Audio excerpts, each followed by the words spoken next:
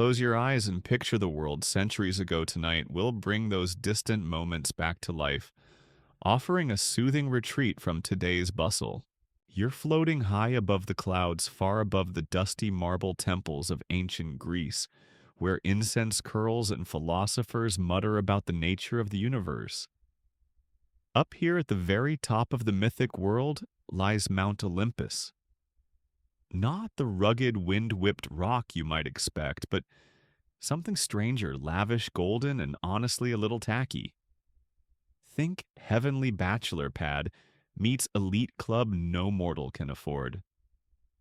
The furniture glows, the air smells faintly of ambrosia and questionable decisions, and someone's always yelling. It's divine in a dysfunctional way. You'd think the gods would be regal, dignified, aloof. But no, they're loud, nosy, vengeful, occasionally brilliant, often bored and eternally meddling in human affairs like teenagers flipping channels. Forget marble statues and solemn temple hymns. The real Olympians were closer to reality show contestants with immortality perks. So, before you get comfortable, take a moment to like the video and subscribe, but only if you genuinely enjoy what I do here. And feel free to post your location and local time. It's always lovely to know where the story finds you tonight. Wherever you are, I hope tonight brings you rest, comfort, and maybe a curious dream or two. And let's ease into tonight's journey together. You stand on the edge of Olympus's cloud-wrapped threshold, looking up at columns that shimmer with light from no earthly sun. Inside, it's noisy. Zeus is mid-rant again, probably about someone not refilling the nectar jug or daring to question his authority. You step carefully past a golden chaise lounge overturned by some minor skirmish and peer around. Mount Olympus, as imagined by the ancient Greeks, was a paradox, the unreachable home of divine order and the center of divine chaos. Its inhabitants were immortals, yes, but they were also wildly human. They squabbled over lovers, argued about politics, and formed alliances and grudges that lasted millennia. The only real difference between them and you is, well, they could shoot lightning bolts when annoyed. Interestingly, ancient sources like Homer and Hesiod never really describe Olympus in great detail. It's less a place and more a divine metaphor, a stand-in for ultimate authority, yet its tenants rarely acted accordingly. Historians still argue whether Olympus was meant to reflect a literal mountain dwelling, a symbolic plane of existence, or some combination of both. What's more intriguing is how the gods seemed always on the edge of boredom, constantly meddling in mortal lives as a form of entertainment. You notice there's no central heating, but somehow it's always warm. A breeze drifts by, not wind exactly, more like the whisper of myth, bringing with it faint notes of lyre music, clinking goblets, and the unmistakable sound of someone being turned into a tree. Again, and while you might expect thrones and protocol, Olympus functions more like a dysfunctional family dinner that never ends. Zeus may be king, but Hera has her ways of calling the shots. Athena watches everyone like the smartest girl in school, who knows you didn't do your homework. Dionysus is definitely spiking the punch bowl than Hermes. He already pickpocketed your wallet. Even the layout feels odd. Open-air chambers float between worlds, marble steps lead nowhere, and the concept of gravity seems more like a suggestion. You spot a pool that reflects not your face, but your childhood dreams. Beside it, a nymph plucks a harp made of wind and spider silk, while a satyr attempts stand-up comedy to a very disinterested statue. And you're the fly on the wall. The mortals never really belonged here, but they mattered enough for the gods to fall in love with, betray, rescue, or ruin them. You're safe for now. Just don't make eye contact with Hera. Trust me on that. Fun fact. According to some fringe accounts, Olympus had elevators powered by air elementals and its own divine bureaucracy, where lesser deities managed prayer traffic flow, like overwhelmed civil servants. It's doubtful any of that was in the original myths, but it does paint a relatable picture of how ancient people made sense of gods who answered prayers with Lono. And speaking of prayers, mortals constantly imagined Olympus listening.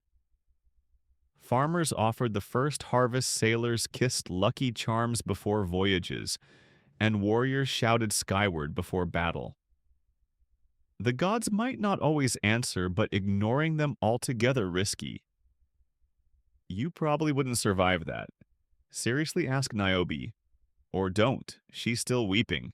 So here we are curled up in the clouds of collective imagination, preparing to meet each Olympian not as dusty statues, but as larger-than-life personalities with very human flaws. Jealousy, ambition, love, spite, wit, and pettiness are all on the menu served with nectar side of ambrosia, and a healthy dose of dramatic irony. Get comfortable.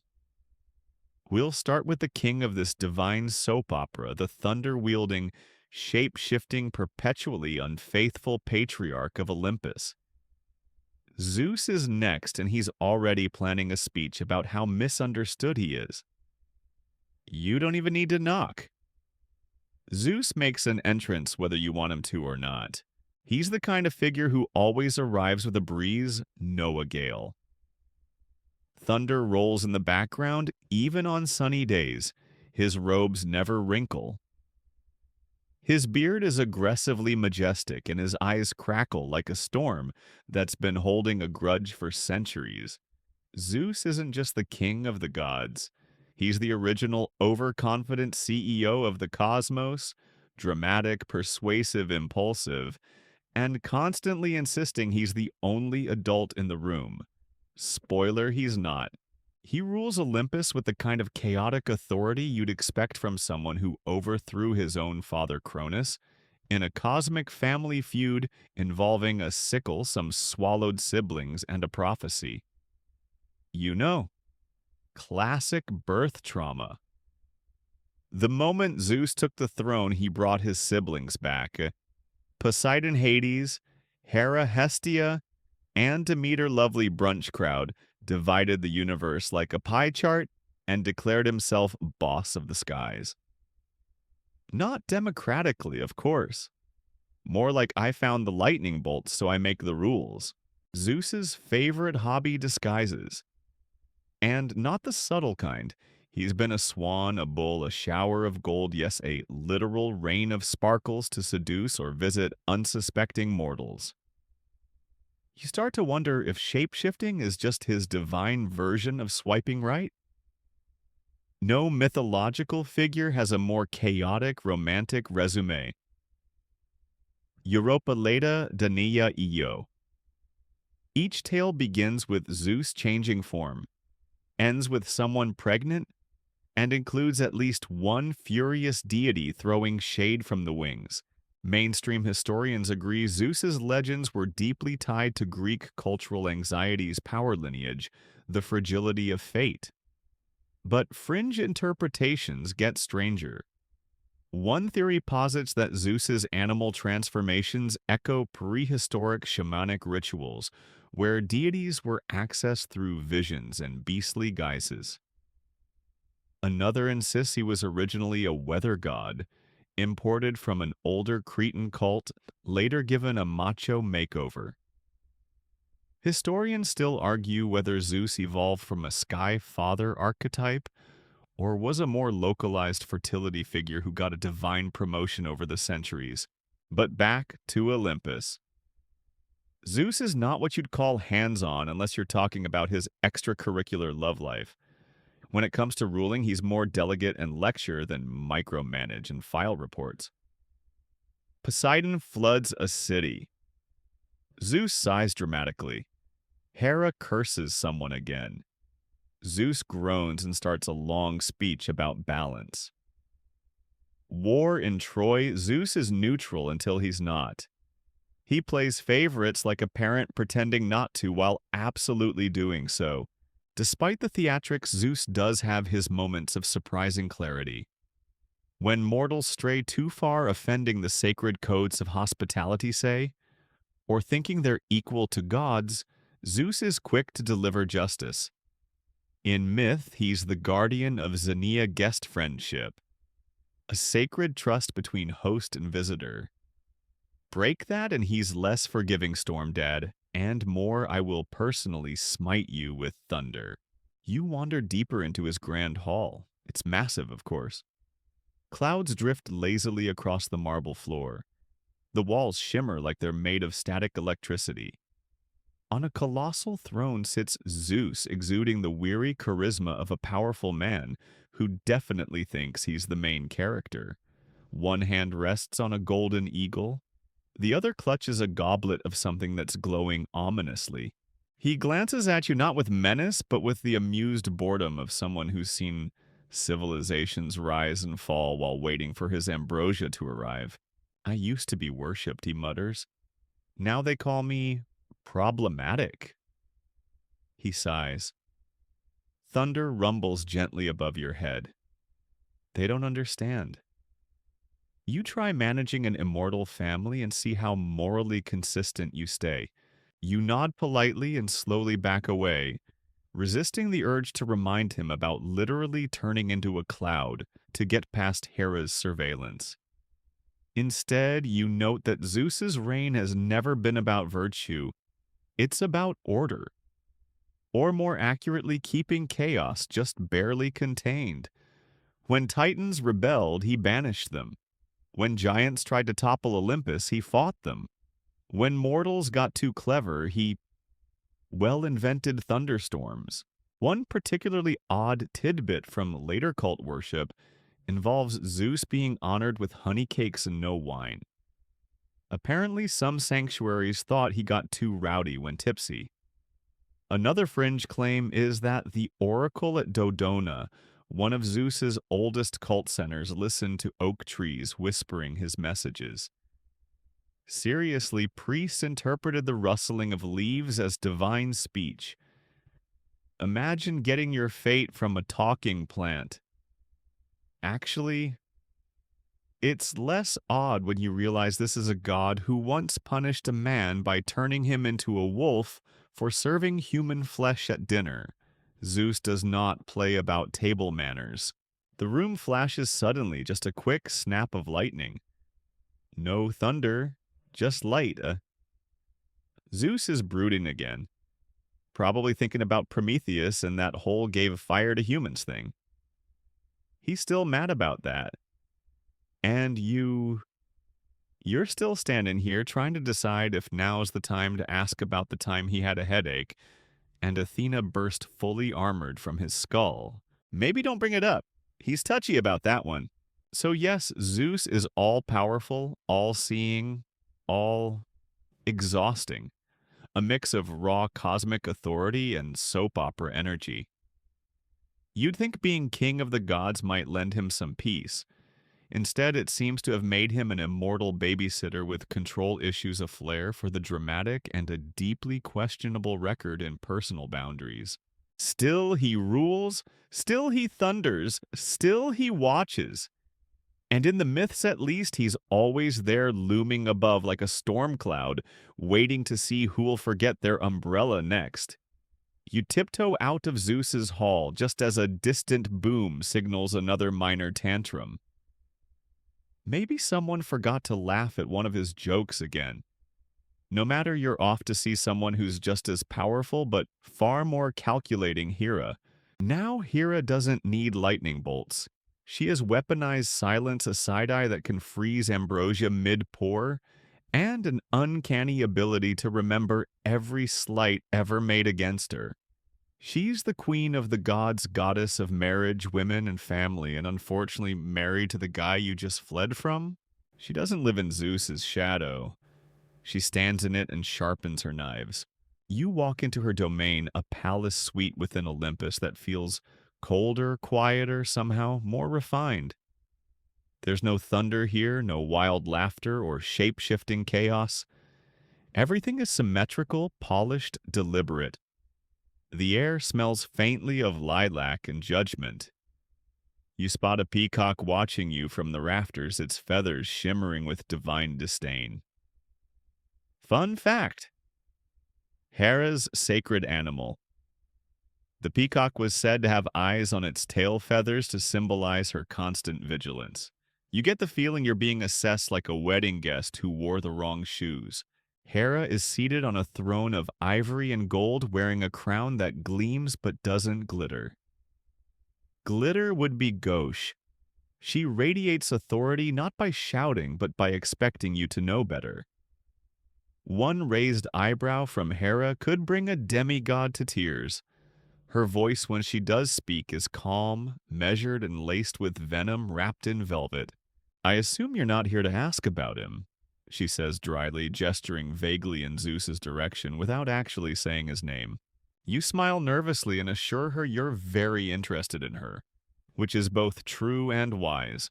As the goddess of marriage, Hera represented fidelity, loyalty, and tradition. Which is ironic, given how spectacularly her own husband failed at all three. Yet it's precisely this betrayal that forged her identity in myth. Hera's tales are often centered around revenge, not because she was petty, but because she was powerful and refused to be sidelined. When Zeus had affairs, Hera rarely punished him directly. No, she went after the women, the children, sometimes even the midwives. Morally questionable, yes. Understandable within the context of divine pride and eternal memory, also yes. Take the story of Io, a priestess of Hera whom Zeus pursued. To hide his misdeeds, Zeus turned Io into a cow. Classic move. Hera, not fooled for a second, demanded the cow as a gift and then assigned a 100-eyed giant Argus to watch over her. After Hermes killed Argus, because of course he did, Hera took the eyes and placed them on the peacock's tail. Symbolism with flair. Historians still argue whether Hera's vengeful portrayals were misogynistic caricatures imposed by male poets, or reflections of older pre-Olympian mother goddess archetypes who were later rebranded under patriarchal rule. One theory claims Hera was originally a powerful sovereign deity worshipped independently of Zeus, possibly even older than him in some traditions, until male-dominated mythologies diminished her role into that of a jealous wife. And yet in Greek society, Hera's cult was immensely important. She had temples older than Zeus's, especially in Argos and Samos. Women invoked her blessings during childbirth and marriage, and festivals like the Heraia honored her as a protector of the household. Behind the myths of scorn lies a goddess who was both feared and revered, particularly by those navigating the treacherous institution of marriage. Even today, you can feel the weight of her presence when someone talks about a Hera complex, that archetype of control, resentment, and sharp-edged loyalty. There's also a quirky tidbit about her marriage to Zeus. According to some traditions, their honeymoon lasted 300 years. Yes, 3 centuries of divine cuddling, which might explain why she's still so bitter. It started great, and then Zeus remembered swans exist. But Hera's not just about grudges. She also protected women. When threatened, her wrath burned brighter than Zeus's lightning. She guarded childbirth with a fury that made midwives nervous. In the myth of Hercules, yes, one of Zeus's many love children, Hera's vendetta begins before the boy is even born. She tricks his mother into premature labor so another child, Eurystheus, can be born first and claim the prophecy's throne. She's playing chess while the other gods are throwing dice. You glance around the chamber again. The peacock eyes blink. Somewhere behind you, a vase rearranges itself, just slightly aligning with the nearest column. Order is sacred here. This is Hera's realm, and in her world, chaos is something to control, not indulge. She leans back on her throne watching you. They remember me for the wrong reasons, she murmurs. As if loyalty is weakness, as if vengeance is unbecoming. You don't disagree, not out loud. And maybe that's the strange beauty of Hera's story. She is never likable in the modern sense. She doesn't beg for sympathy, nor does she soften her power to make others comfortable. She is relentless, calculating, and often cruel, but only in the way that power defends itself when it's been denied dignity. You leave her chambers with the weight of her presence still clinging to you, like the scent of lilacs and thunder held in reserve. The Queen of Olympus doesn't need approval. She already has your attention. You descend from Hera's halls like someone walking out of a courtroom, where the judge was also your therapist, your boss, and maybe your disappointed aunt. Now you're heading for wetter, wilder realms, the swirling, foaming, forever shifting domain of Poseidon. There's no tidy throne room here, no polished floors, no polite silences. Instead, you find yourself stepping onto seafoam slick marble that hums beneath your feet. The air is damp, briny, and buzzing with invisible tension, like the second before a wave crashes. Water trickles from impossible directions, ceilingless columns curl like coral, and the whole place smells faintly of salt seaweed and fish who've seen things. Poseidon doesn't announce himself. He crashes into the moment. Tall, broad-shouldered beard like a tide god's waterfall, and trident, always casually nearby. Poseidon doesn't need thunder to command respect. He is the sea-restless, moody, majestic, and occasionally vindictive for no clear reason. And yes, he's barefoot, always. He doesn't believe in shoes or explanations. He's the middle brother Zeus took the skies, Hades got the underworld, and Poseidon received the ocean. Which at first glance sounds like a pretty great deal. But here's the thing. Poseidon never quite got over it. The sea may be vast, but it's unpredictable, untamable, and that in many ways is Poseidon's soul. While Zeus sits smug on Olympus and Hades, sulks underground with his shades and drama, Poseidon moves. Always. Everywhere. His power is felt in every crashing wave and every earthquake. That's right, he's not just king of the sea, but also lord of earthquakes. And in some odd interpretations, horses. Yes, horses. According to myth, Poseidon once tried to invent the perfect land animal and accidentally made a camel, a giraffe, and a zebra before finally perfecting the horse. Classic divine R&D process. He gifted it to humanity with the pride of an artist, then immediately asked for worship in return. Historians still argue whether Poseidon's connection to horses hints at an older Indo-European storm or war deity absorbed into the Greek pantheon. One fringe theory even suggests Poseidon was originally a land god, whose sea affiliation came later, possibly as seafaring became more central to Greek life.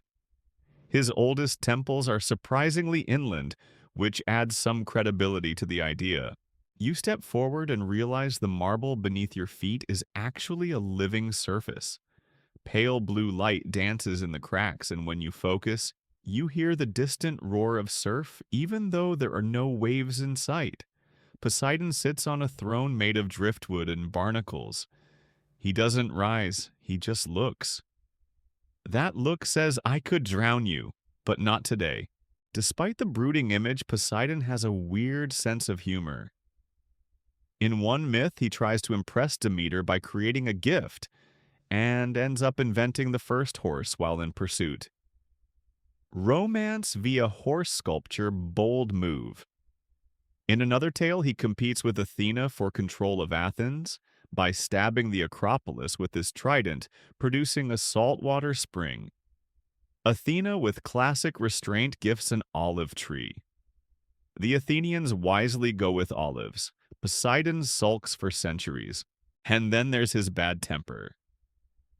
When Odysseus blinds Poseidon's son, the Cyclops Polyphemus. Poseidon doesn't just get mad, he reroutes the man's entire life with curses, shipwrecks, and divine detours revenge. Oh, yes, but stretched out with the precision of an opera. No quick punishment here. Just 10 years of misadventure and the occasional drowned crew member. Odd tidbit: one lesser-known cult worshipped Poseidon as Inasichthon the Earth Shaker and left offerings in underground wells rather than at sea. Another obscure tradition involved sacrificing white bulls by drowning them symbolically, one hopes.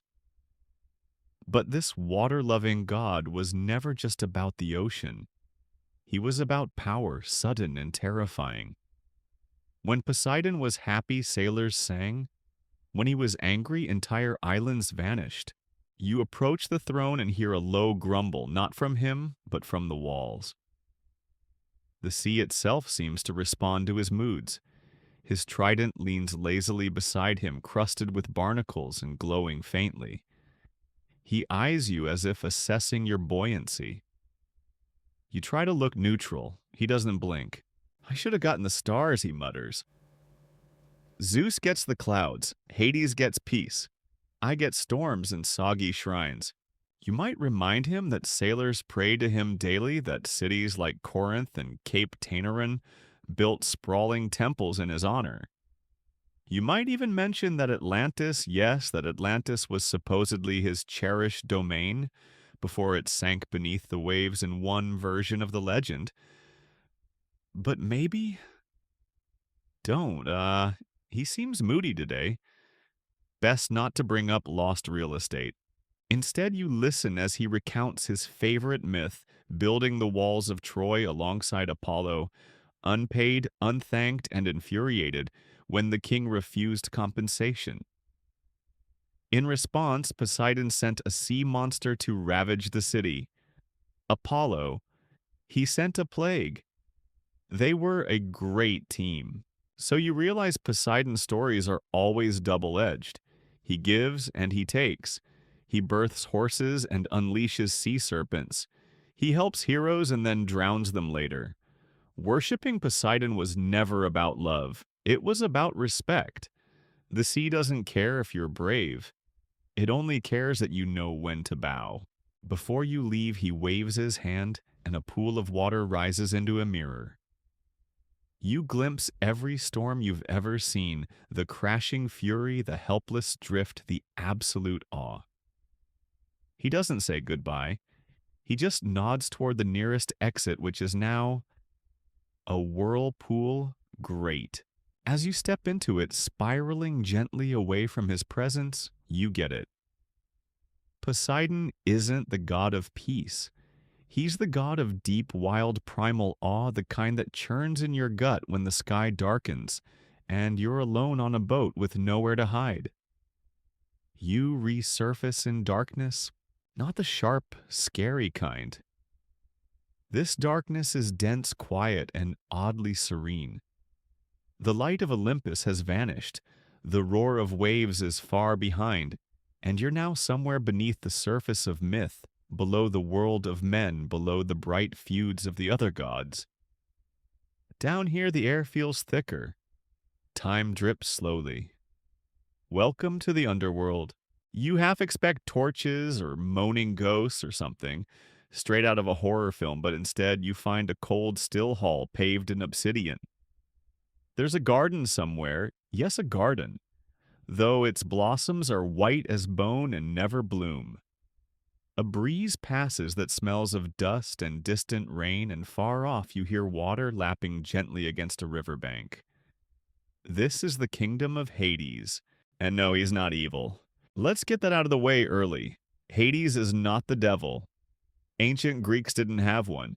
Hades is the god of the dead, yes, but also of wealth, of the earth's secrets, and of everything buried and waiting. He's more accountant than villain, really. Think responsible older brother dressed in black, who didn't ask for the job but took it seriously anyway. In fact, when the Olympian brothers drew lots for their domains, Hades got the short straw, literally. Zeus got the heavens. Poseidon got the seas, and Hades was handed the underworld. He didn't complain, not once. He just nodded. took the helm of darkness and got to work creating a realm of order where souls could go after death. It wasn't a punishment, it was logistics. You walk down a shadowed corridor and spot him seated in a throne of silent basalt, attended not by shrieking spirits but by a massive three-headed dog curled at his feet. Cerberus, who looks suspiciously like he just woke up from a nap and isn't quite ready to guard anything. Hades is dressed plainly. His eyes are cool but not cruel, and his voice when it comes is surprisingly soft. No one appreciates the quiet he murmurs, but that's all right. They come eventually. Despite what pop culture might tell you, Hades didn't cause death. He just organized it. The Greeks didn't imagine him tormenting souls. He oversaw a realm where the dead were sorted, the good to Elysium, the heroic to the Isles of the Blessed, the boring to the asphodel meadows, and the truly awful to Tartarus. You might end up spending eternity next to a friend, or your mother-in-law. That part wasn't always fair. A mainstream historical note: the name Hades actually refers both to the god and to the realm itself, something that blurred the line between deity and domain. Temples to Hades were rare and typically located in caves or deep chasms, often built with caution and an air of "please don't take this the wrong way." Interestingly, there was a fringe cult that worshipped Hades as Plauton, a kinder aspect focused on agricultural wealth and rebirth. Same god, different mood.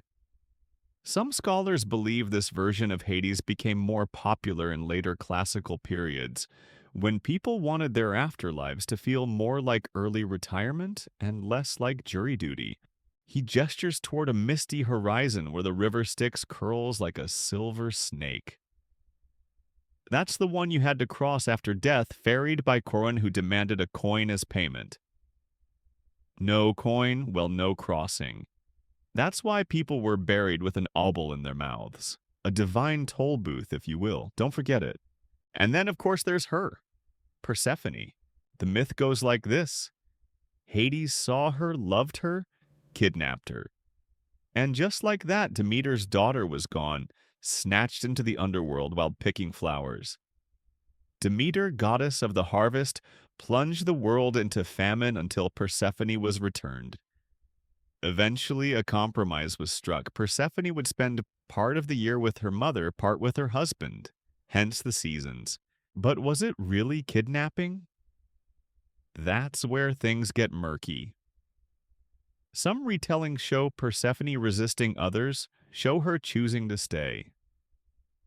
Historians still argue whether the story reflects ancient rites of passage, agricultural cycles, or some grim lesson in arranged marriages.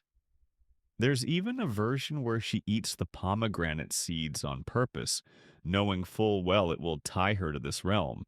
You glance at Hades again. There's no malice in him, just stillness, duty, a kind of lonely sovereignty. Unlike Zeus or Poseidon, Hades never strays. He doesn't seduce, doesn't interfere, doesn't build temples to glorify himself. He simply waits as steady as gravity. Maybe that's why mortals feared him so much. Not because he was cruel, but because he was inevitable. An odd detail in some mystery cults, Hades was considered a part of a rebirth cycle. Initiates believed the journey through the underworld was not an end but a transformation. They whispered prayers not of fear but of passage, of becoming. Maybe Hades wasn't the warden. Maybe he was the ferryman of change. You step back. Cerberus lifts one sleepy head, yawns, and flops it down again.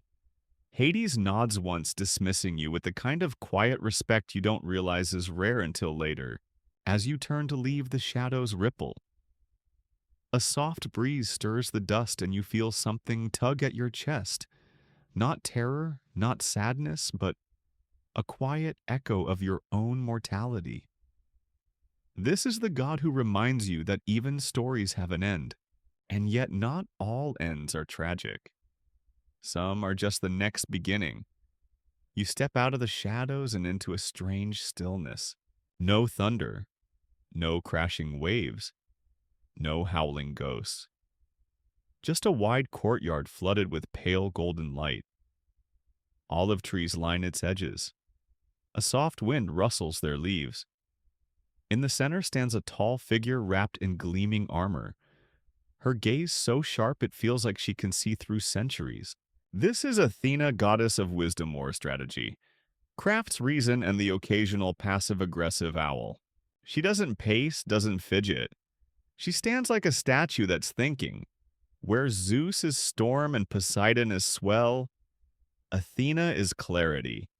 Cold, analytical, brilliant. Her voice when it arrives is calm and focused, as if she's perpetually halfway through winning an argument. I don't need to shout, she says simply. That's what they do. Athena didn't have a mother in the traditional sense. She famously sprang fully armored from Zeus's skull after he complained of a terrible headache. A solid 9 on the migraine scale, we imagine. Hera was not amused. And neither was anyone else when the baby arrived, wielding a spear and quoting tactical theory. It's tempting to imagine Athena as the Hermione Granger of Olympus, bookish clever, always prepared. But that's too soft. She was also a war goddess. Not like Ares, all blood and bluster, but the kind of war that wins calculated, deliberate, surgical. She didn't fight because she was angry. She fought because it made sense. Every move had a purpose. If Ares is chaos, Athena is the chessboard. You sit beside her watching as she weaves something between her fingers, a glowing thread of light that becomes a tapestry in seconds. Another day, another masterpiece. Wisdom is not knowing everything she says, it's knowing why things happen and who benefits. Mainstream historians view Athena as a unique blend of traditionally masculine and feminine traits. She was a warrior virgin goddess who also presided over weaving, lawmaking, and city planning. A contradiction. Not really, more like an archetype for the ideal citizen, brave, just skilled, and above emotional mess. Oddly enough, despite being born from Zeus alone, Athena often challenged him. Not with rage, but with reason. She didn't shout, she outsmarted. In the Iliad, she manipulates situations rather than charging in. She sides with Odysseus not because of brute strength, but because he thinks. She's the brain behind the brawn, the strategist behind the chaos.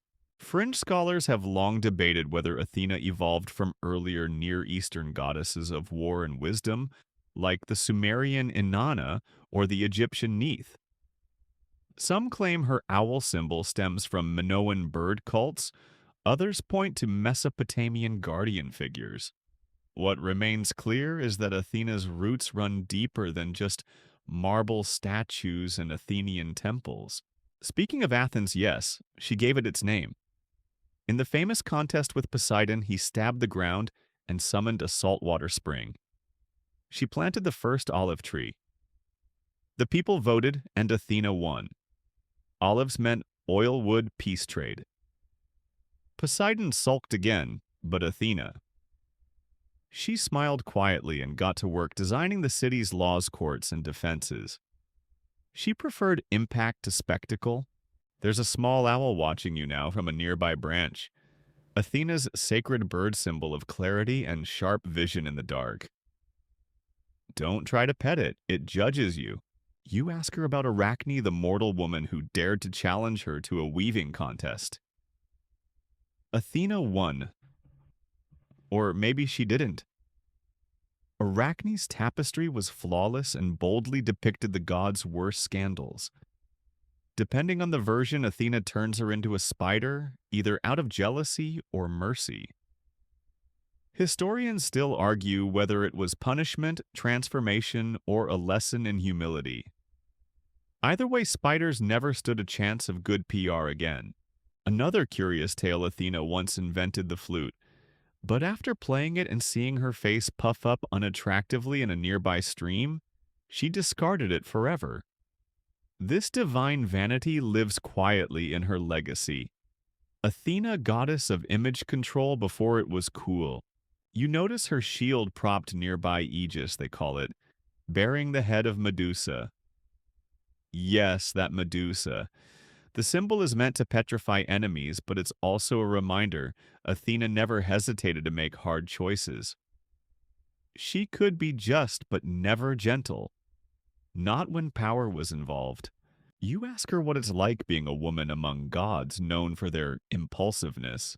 She tilts her head slightly. They underestimate me. That helps. It does. Athena moves in silence. She plays long games. She builds cities, writes codes of law, mentors heroes, and only unsheathes her spear when the math says it's time. No messy emotions, no second guessing, just divine calculus. But there's loneliness here too. She keeps her distance. No lovers, no scandal, no children. Her intimacy is reserved for ideas for clever mortals, for cities she'll never live in but always protect. She's the whisper behind every good decision, the shadow on every judge's robe. As you rise to leave, she hands you something. It looks like a silver coin, but when you look closer, it's etched with a tiny owl and a sprig of olive. You try to thank her. She nods once. Spend it wisely. And just like that, she's gone already halfway through planning another perfect city somewhere in the realm of dreams. The light dims as you walk away from Athena's realm. A faint breeze carries laughter, soft musical, and unmistakably flirtatious. It smells like blooming roses, warm skin, and just a hint of scandal. Somewhere a dove coos. Somewhere else someone's about to fall in love with the wrong person. You're entering Aphrodite's world now. And no, you won't be able to leave unaffected. She doesn't appear right away, of course not. Aphrodite knows the power of a dramatic entrance. But you feel her long before you see her. The room shifts. Time slows, your senses sharpen. Everything becomes a little too golden, a little too velvet. The walls shimmer like silk, and there's this hum, like music on the edge of memory. Then she arrives casually barefoot and impossibly radiant. Her smile doesn't say hello. It says you've already been thinking about me, and you have. Aphrodite is the goddess of love, beauty, desire, pleasure, and the kind of attraction that melts logic into a puddle. She is chaos in high heels. She is why you can't stop checking your phone. She is the blush you don't admit to the poem you wrote at 2 a.m., the bad decision you almost regret. Born from sea foam, literally from the remains of Uranus's severed bits. A family story best not unpacked too early in the evening. She floated ashore near Cyprus, fully formed, and more stunning than any god could handle. Mainstream myth places her as a primal force older than Olympus, ancient and elemental. Her beauty wasn't just skin deep, it compelled. Gods fought over her. Men lost kingdoms for her.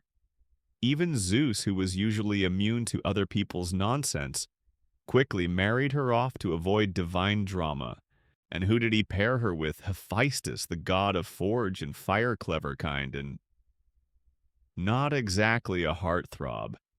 Aphrodite tolerated him, adored his talent, perhaps even respected his steadiness, but her heart and frankly most of her time belonged to Ares, the war god, with big muscles and zero tact.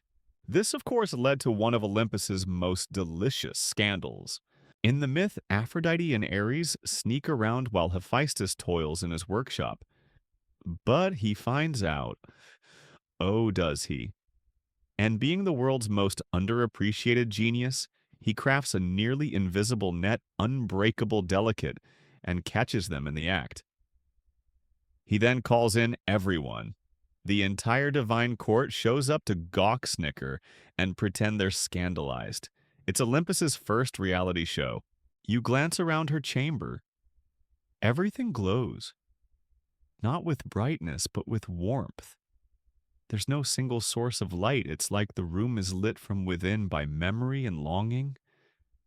A pool of water reflects your face, then shifts to show the face of someone you once loved, or wanted to, or still do. Aphrodite walks barefoot across the surface like it's glass her steps, leaving behind flower petals that dissolve slowly. She turns to you. I don't create love, she says. I uncover it. It's a dangerous gift. Historians still argue whether Aphrodite was an imported Eastern goddess. Her parallels with Ishtar Astarte and other ancient fertility deities are striking. In fact, some fringe scholars believe her cult predates much of the Greek pantheon entirely. Her earliest shrines weren't in Olympus, they were in Cyprus, and the Levant surrounded by sacred doves. Flowers and festivals where love and fertility weren't metaphors. They were mandates. Aphrodite's cults often included priestesses, rites of passage, and symbols of rebirth and transformation. One odd tidbit: in some regions, her statues were dressed and undressed daily, treated like living beings. Worshipping her wasn't just about beauty, it was about intimacy in the deepest sense of the word. But beauty is rarely kind. Aphrodite could be cruel, especially to those who defied her. Take Hippolytus, who rejected love and devotion to her in favor of Artemis. She retaliated by having his stepmother fall madly in love with him. It didn't end well. Or Psyche, who dared to be more beautiful than the goddess herself. Aphrodite made her life a mythological obstacle course just for the insult. She wasn't above divine pettiness, but then who among the Olympians was? Even the Trojan War, that epic of epics, traces back to her. When Eris, goddess of discord, threw the golden apple to the fairest Aphrodite Athena, and Hera squabbled for the title. Paris, prince of Troy, was chosen to judge. Aphrodite promised him the love of the most beautiful mortal woman, Helen. He agreed. The result: 1,000 ships, 10 years of war, and a horse full of soldiers. Aphrodite didn't start the war. She inspired it. You ask her if she regrets it. She laughs softly. I didn't write the poem, she says. I just gave it a muse. Her laughter fades as she hands you a small polished mirror. In it, you see your own face, not as it is, but as someone once saw it with love. The reflection smiles and vanishes. You're left holding the glass. As you turn to leave, you hear her voice once more, barely above a whisper. Desire is a mirror. Just be careful who's looking back. And with that, she fades into the golden air like a perfume. You can't quite name something between roses and memory. As you step away from the lingering warmth of Aphrodite's domain, the mood shifts like a sword drawn from its sheath. The air thickens. The temperature rises not with comfort but with tension. You hear the rhythmic clang of metal, the distant echoes of battle cries, and something that sounds suspiciously like a war drum being used for target practice. You've just walked into the storm of a personality that is Ares. The god of war doesn't wait for an invitation. He crashes through myth like a sledgehammer through stained glass, loud, proud, and not too concerned with consequences. Ares is not strategy. He's not honor. He's not even particularly good at winning. He's just war-messy, brutal, sweaty, and shouting. If Athena is the general's map and measured tactics, Ares is the fist-swinging, blood-slick brawler in the front lines grinning through his own nosebleed. He spots you before you spot him. You can't miss him. Tall armored helmet, gleaming sword resting on his shoulder like it's part of his body. His eyes gleam not with intellect but with anticipation. It's not hatred, it's not rage. It's that dangerous smile someone gets when they just, conflict. So he says, cracking his neck, you here to understand me, or just to judge? Honestly, a little of both. Ares doesn't need a throne. He paces. He stretches. He lifts a boulder one-handed just to hear it thud. You watch from a safe-ish distance as he slashes invisible enemies out of sheer boredom. There's no poetry here, no grand speeches. He's not a nuanced god. He's more like a shout made flesh. The Greeks didn't exactly love him. In fact, they kind of tolerated him. While other gods had beautiful temples and epic festivals, Ares often got side-eyed and underappreciated. Sparta revered him naturally, but even they seemed more aligned with Athena's discipline than Ares' chaos. Mainstream scholars agree that Ares represents a necessary but unwanted force conflict in its rawest form. He's the part of war that's not glorious, the blood in the mud, the screams, the fury. Even Homer portrays him as something of a divine embarrassment. In the Iliad, Zeus calls him the most hateful of the gods. And Ares, he whines. Yes, he runs crying to Zeus after being wounded by Diomedes and Athena, complaining about unfair treatment like an over-muscled toddler in a horned helmet. That said, he's not entirely useless. He's the one you want beside you in a bar fight. Or when logic fails. Or when someone threatens your home and you need to become someone you're not proud of.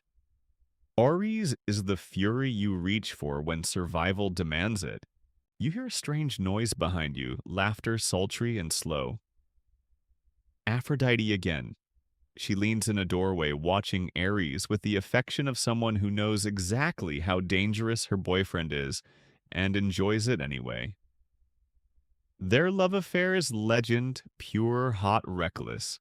She sees something in him the others don't, and Ares, for all his bluster, softens slightly when she's around.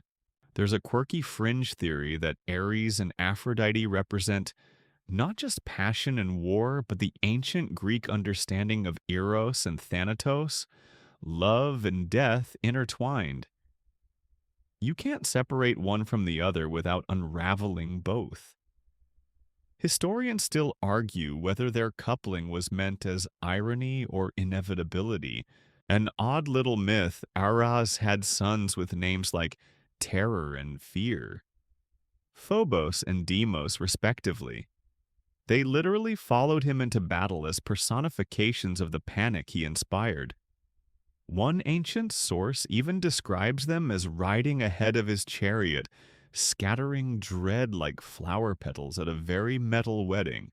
You look at Ares now, he's wrestling something invisible. Maybe a phantom enemy. Maybe just his own restlessness. He pauses and shoots you a look. "You think I'm stupid," he says. "It's not a question." You hesitate. He continues anyway. "I'm not here to win. I'm here to break the stalemate. You don't have peace without violence first. You don't get your quiet dreams until someone fights for them." It's uncomfortable logic, but it's not untrue. In some parts of Greece, Ares was honored through offerings of iron weapons buried in the ground, a symbolic sheathing of violence. Not praise exactly, a warning. He wasn't worshipped with songs, he was appeased. Still mortals prayed to him before battle, not for glory, but for fury. For the kind of rage that lets a soldier stand when all hope's gone. He answered with adrenaline, with brute force, with the absence of fear. You glance at a dented shield propped against a wall. It's covered in old blood and newer dents, probably not decorative. Ares walks past you slower now. "You want me to be noble," he says. "But I'm not. I never was. I never will be." Then he grins. "But I'll always be there when it gets ugly. Remember that." And then he's gone, just gone like a fight that ends, suddenly leaving behind ringing ears and shaking hands. You stand alone in a chamber that's too quiet now. No wind, no music, just a low hum of tension. As if something violent has just ended, or is about to begin. You walk on away from the wreckage of Ares' mood into a quieter part of Olympus that smells faintly of smoke oil and scorched metal. The light here is lower golden orange like a forge at twilight. Sparks drift lazily through the air, and you hear the steady rhythm of hammer on anvil clang. Hiss. clang as if the mountain itself were breathing in molten breaths. You've arrived at Hephaestus's workshop, and unlike every other divine domain you've visited so far, this one feels honest, gritty, lived in. No illusion, no pretense. Just stone floors blackened with use tools left exactly where they need to be, and half-finished inventions stacked in corners like divine prototypes that never quite passed inspection. Hephaestus isn't pretty. He doesn't glide or sparkle or erupt into battle cries. He limps.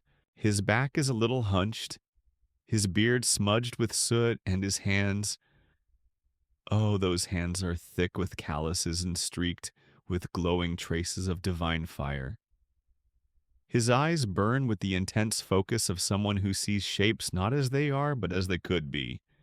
And when he looks at you, he doesn't smile. He nods. That's enough. Watch your step, he says, voice deep and gravelly that automaton over there bites. You believe him. According to myth, Hephaestus is the god of fire metalwork sculpture, volcanoes, and invention. He made weapons for the gods' palaces for Olympus and mechanical wonders no mortal craftsman could dream of. He forged Achilles' shield. He designed Hermes' winged sandals. He even built thrones that trapped people until he was ready to let them go handy for awkward family meetings. Hephaestus is in short Olympus's blacksmith, its engineer, its problem solver, and he rarely gets credit. Mainstream myths say he was born to Hera alone no father, just divine parthenogenesis. But she found him ugly and hurled him off Olympus.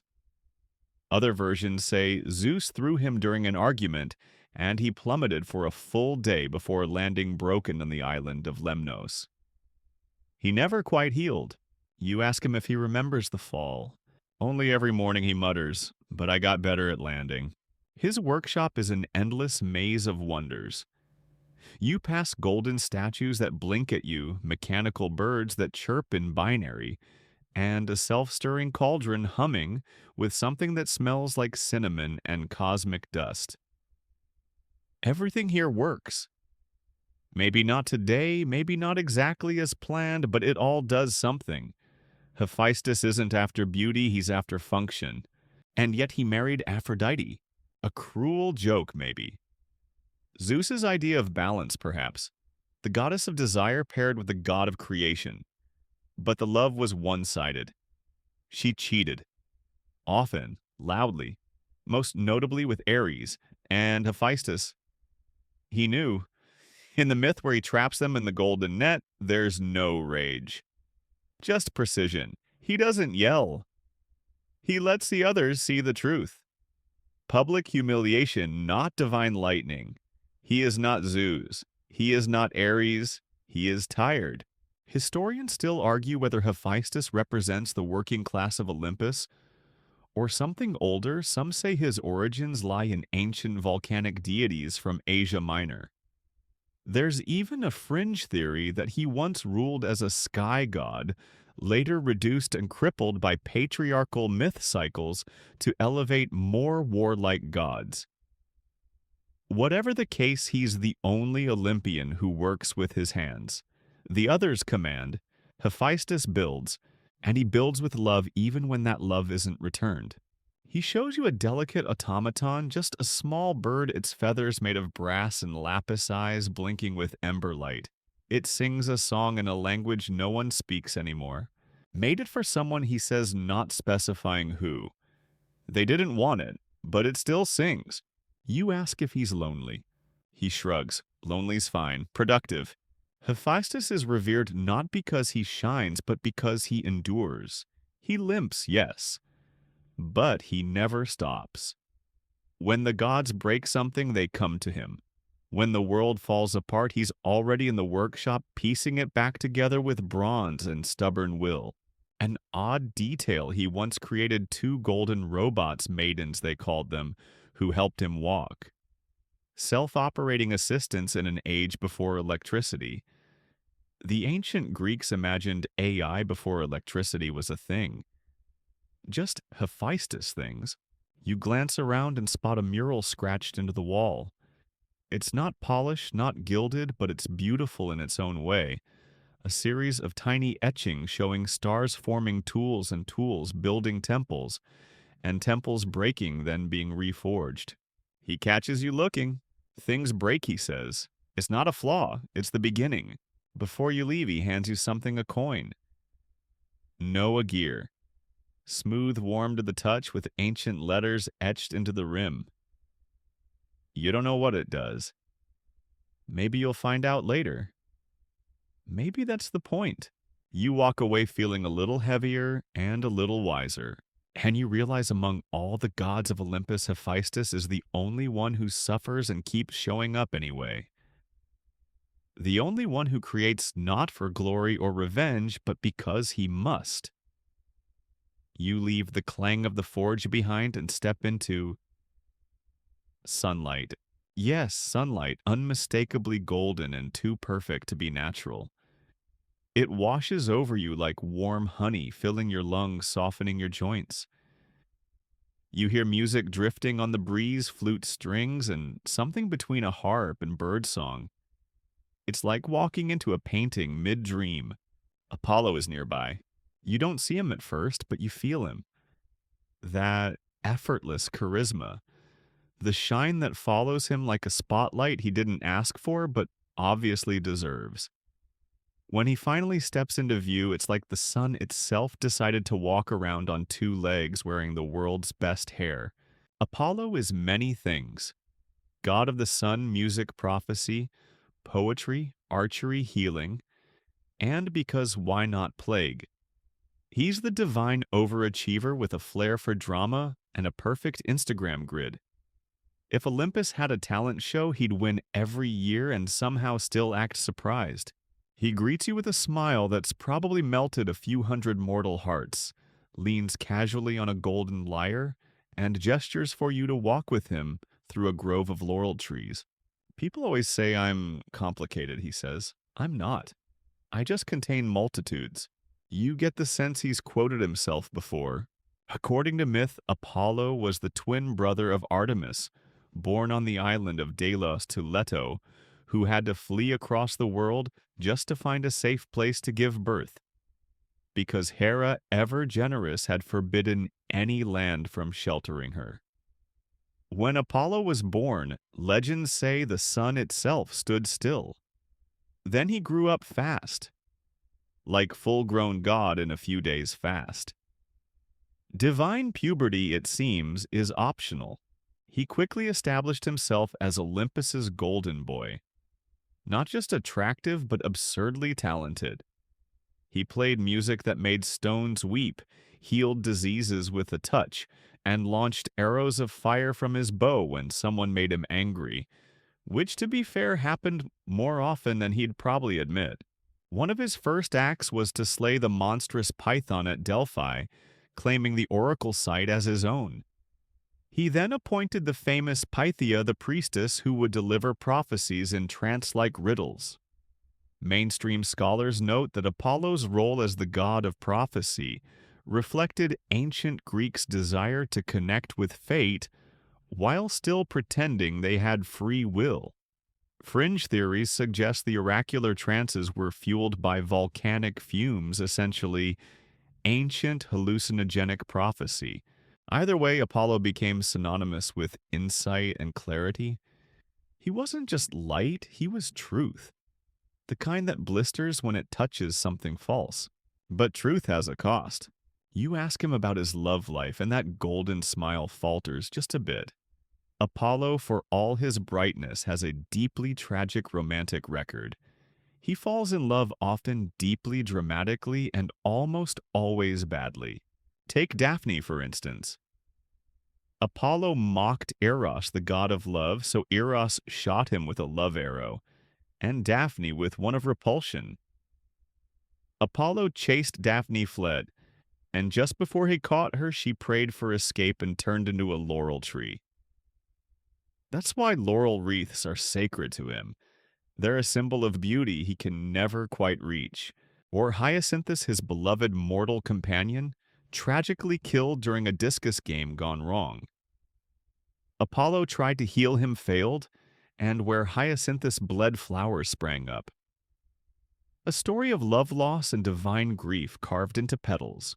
Historians still argue whether Apollo's romantic failures were meant as cautionary tales or reflections of the Greek tension between chaos and reason. Some suggest he represents the rational mind unable to embrace the irrationality of love. Others say he just had terrible luck. You sit on a sun-warmed rock as Apollo tunes his lyre. The sound is indescribable, less heard, and more felt like memories unfolding.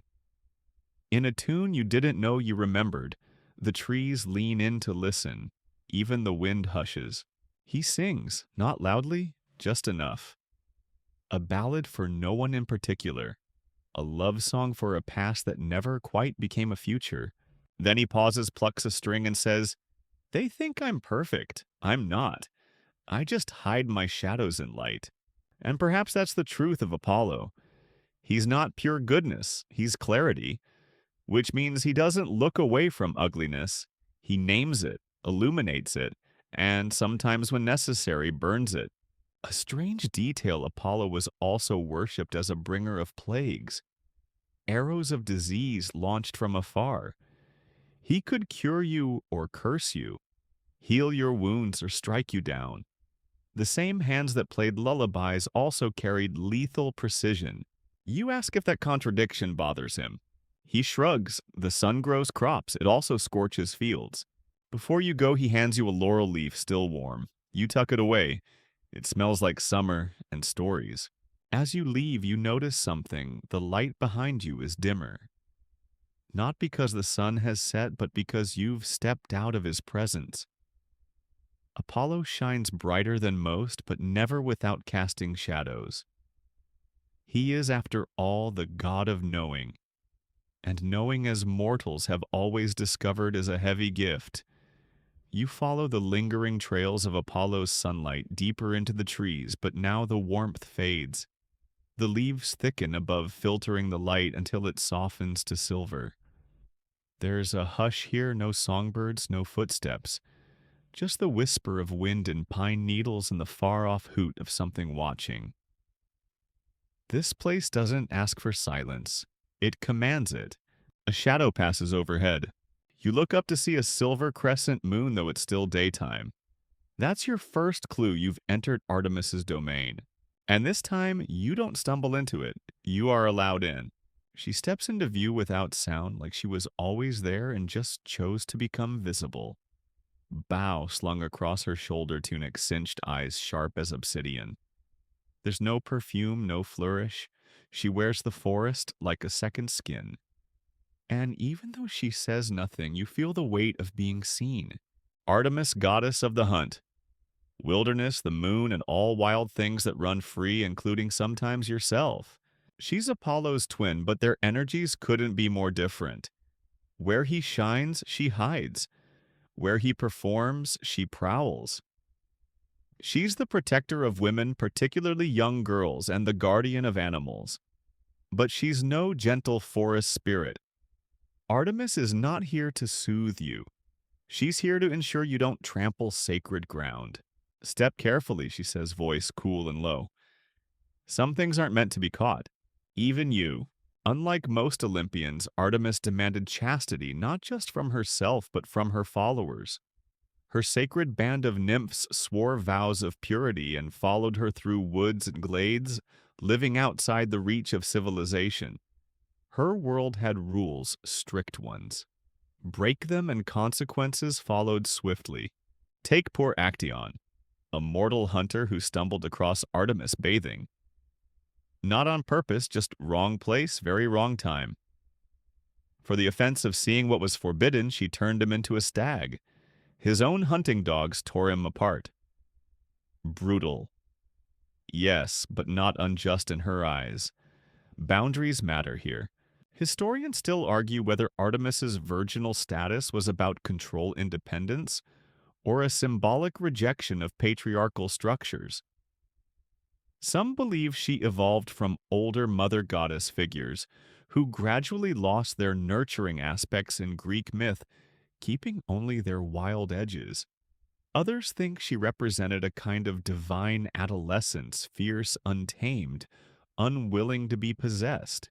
She leads you now through her forest. The trees don't part so much as they acquiesce to her steps. A small deer watches from behind a bush, unafraid. You ask about the moon, and she glances upward, expression unreadable. The moon is not light, she says. It's reflected fire, like most beauty. There's a sorrow under those words, but she doesn't explain. A quirky story in one myth, Artemis fell in love. Sort of. With Orion, a giant, and a hunter who joined her for a time. Some say they were lovers. Some say she simply admired his skill. But it ended as things with gods often do badly. One version has Apollo tricking her into killing Orion. Another says Gaia sent a giant scorpion to end him. Either way, she placed him in the stars. A constellation, a warning, or maybe a tribute. Love for Artemis seems always tangled in violence. She pauses by a moonlit pond and kneels beside it. The water glows faintly where she touches it, and frogs scatter without fear. There's no ego here, no thrones. Just stillness wrapped around the coiled potential of action. You sense that Artemis can shoot a bow faster than you can blink, and would if you threatened what she guards. You ask her if she ever tires of solitude. She straightens, lifts her gaze to the branches overhead, and says, "Freedom has no audience." Then she looks at you. But I see more clearly when no one's watching. There's a reason mortals prayed to her in childbirth and battle during hunts. She offered protection, but not without cost. You had to follow her rules. Respect the wild, honor the moon, be honest or be gone. An obscure fringe cult once worshipped her as Artemis Orthia, the upright one, where boys in Sparta were whipped as a rite of passage. Blood on the altar was part of the offering. Brutal, yes. But in their eyes, a gift of endurance to the goddess who never broke. You come to a small clearing where a white stag stands perfectly still. Artemis raises a hand and the creature bows its head, then disappears like a ghost into the trees. She turns back to you. The wild isn't cruel, she says. It's unbending. Before you go, she hands you an arrow.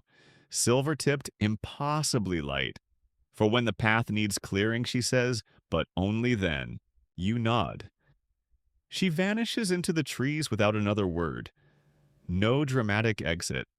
No fading music. Just the rustle of leaves behind her and the memory of something wild that once stood beside you. You walk away a little straighter, a little quieter. From the hush of Artemis's woods, you step onto a winding marble road that seems to shimmer beneath your feet. It isn't quite stable, it bends, flickers, and rearranges itself when you're not looking. You try walking straight, but end up somewhere unexpected. A set of stairs climbs into the sky, then twists sideways into a doorway that wasn't there a second ago. This is what happens when you enter the domain of Hermes. You don't find him. He finds you. One moment you're staring at a statue that looks suspiciously like it's winking. The next he's beside you, barefoot, grinning, and somehow already halfway through eating your lunch. You didn't even see him take it. He pops a bite into his mouth and offers the rest back with a wink. Don't worry, he says. You probably weren't going to finish it. Hermes is the god of travelers, thieves, merchants, messengers, herdsmen, gamblers, liars, and dreams. Basically anyone who needs a quick escape and a plausible alibi.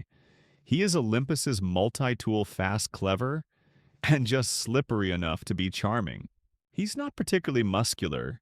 He doesn't carry a thunderbolt. He doesn't roar. He smiles. He smirks. He negotiates his way through problems usually while stealing something from the room. That winged helmet and those feathered sandals aren't for show. Hermes doesn't just move fast, he thinks faster. According to myth, he was a trickster from the start. On the day he was born, that very day, he snuck out of his cradle, stole Apollo's cattle, invented the lyre, and returned before anyone noticed. Well, almost. Apollo did notice. But instead of punishing him, Apollo was so impressed by the lyre, which Hermes made out of a tortoise shell, because of course he did that, they made a deal. Just like that, Hermes had his first divine negotiation and his first get out of trouble card. Hermes leads you through his realm, which feels less like a palace and more like a marketplace crossed with a dream. Stalls selling impossible things, feathers made of time jars of bottled, starlight dice that never land the same way twice. Voices in a dozen languages float through the air. Some are speaking directly to you. Some haven't been invented yet. You glance over and Hermes is already halfway up a column, flipping a coin that spins much longer than physics should allow. He's talking again about roads that don't appear on maps, travelers who make deals with the wind, and that one time he convinced Hades to let him borrow Cerberus for a prank. He says a lot very quickly. It's not meant to be followed, just felt. Historians still argue whether Hermes originated as a boundary god or a wind spirit. His ancient role was always tied to movement, to thresholds, to the in-between. He's the only Olympian who can move freely between realms, sky, sea, underworld. No tolls, no permission slips. He's the divine loophole. And he used it often. Need to sneak a soul out of Hades, Hermes. Need a message delivered across the world before you blink, Hermes. Need someone to lie to Hera with enough conviction that she doubts herself, Hermes. He pauses beside a cart filled with scrolls and unrolls one. It writes itself as you read it, your own story. Your own path lines rearranging themselves depending on what you might do. He chuckles. Free will is fun, isn't it? Then he pockets the scroll, or maybe it pockets itself. Odd tidbit. Hermes was also worshipped as a god of boundaries and fertility. His early roadside statues, Hermes, were often just stone pillars with a head and, well, an enthusiastic set of genitals. They were boundary markers, yes, but also talismans of protection and prosperity. The Greeks believed crossing thresholds should be acknowledged, and Hermes was the one you saluted with a wink or a whispered request. There's also a lesser-known tale where he invented the alphabet, and musical scales, and boxing, and astronomy. Honestly, it's easier to list the things Hermes didn't claim credit for. You ask him how he keeps up with it all. I don't, he says, grinning. I just stay ahead of the part that catches up. Then he tosses something at you, a small pouch. You catch it. It jingles faintly like coins or teeth or seeds. You're not sure. You look up to ask what it is, but Hermes is already somewhere else. Behind you, on the roof. Gone, back again. He shrugs. You'll know when you need it. You try to thank him, but he waves it off. No need. Just tell the next lost traveler I said hi. And with that, he disappears, folding himself into a patch of shadow that wasn't there, walking off down a road that coils into mist, humming a tune that sounds suspiciously like it's in two keys at once. You're left blinking breathless and maybe missing a shoe. That's Hermes for you. The god of transitions, of in-betweens, of clever escapes and lucky finds. You don't worship him because he's noble. You worship him because he gets you there faster. You're still catching your breath from Hermes' whirlwind when the air thickens with the scent of ripe grapes, crushed flowers, and something vaguely smoky. Music swells in the distance. Flutes drums a tambourine that refuses to keep a steady rhythm. The marble beneath your feet softens into moss. Vines slither gently across columns. The light turns purplish gold like a sunset that's decided to linger until someone begs it to leave. And then there he is, Dionysus. He's lounging beneath an ivy-draped pergola, bare feet, on a leopard skin goblet in hand, hair tangled like he's been dancing for days. Which, to be fair, he probably has. His eyes are sleepy but knowing like he sees through time but only bothers when it's funny. Come sit, he says. Or don't, either way you're already part of the play. You sit. Because saying no to Dionysus never ends well.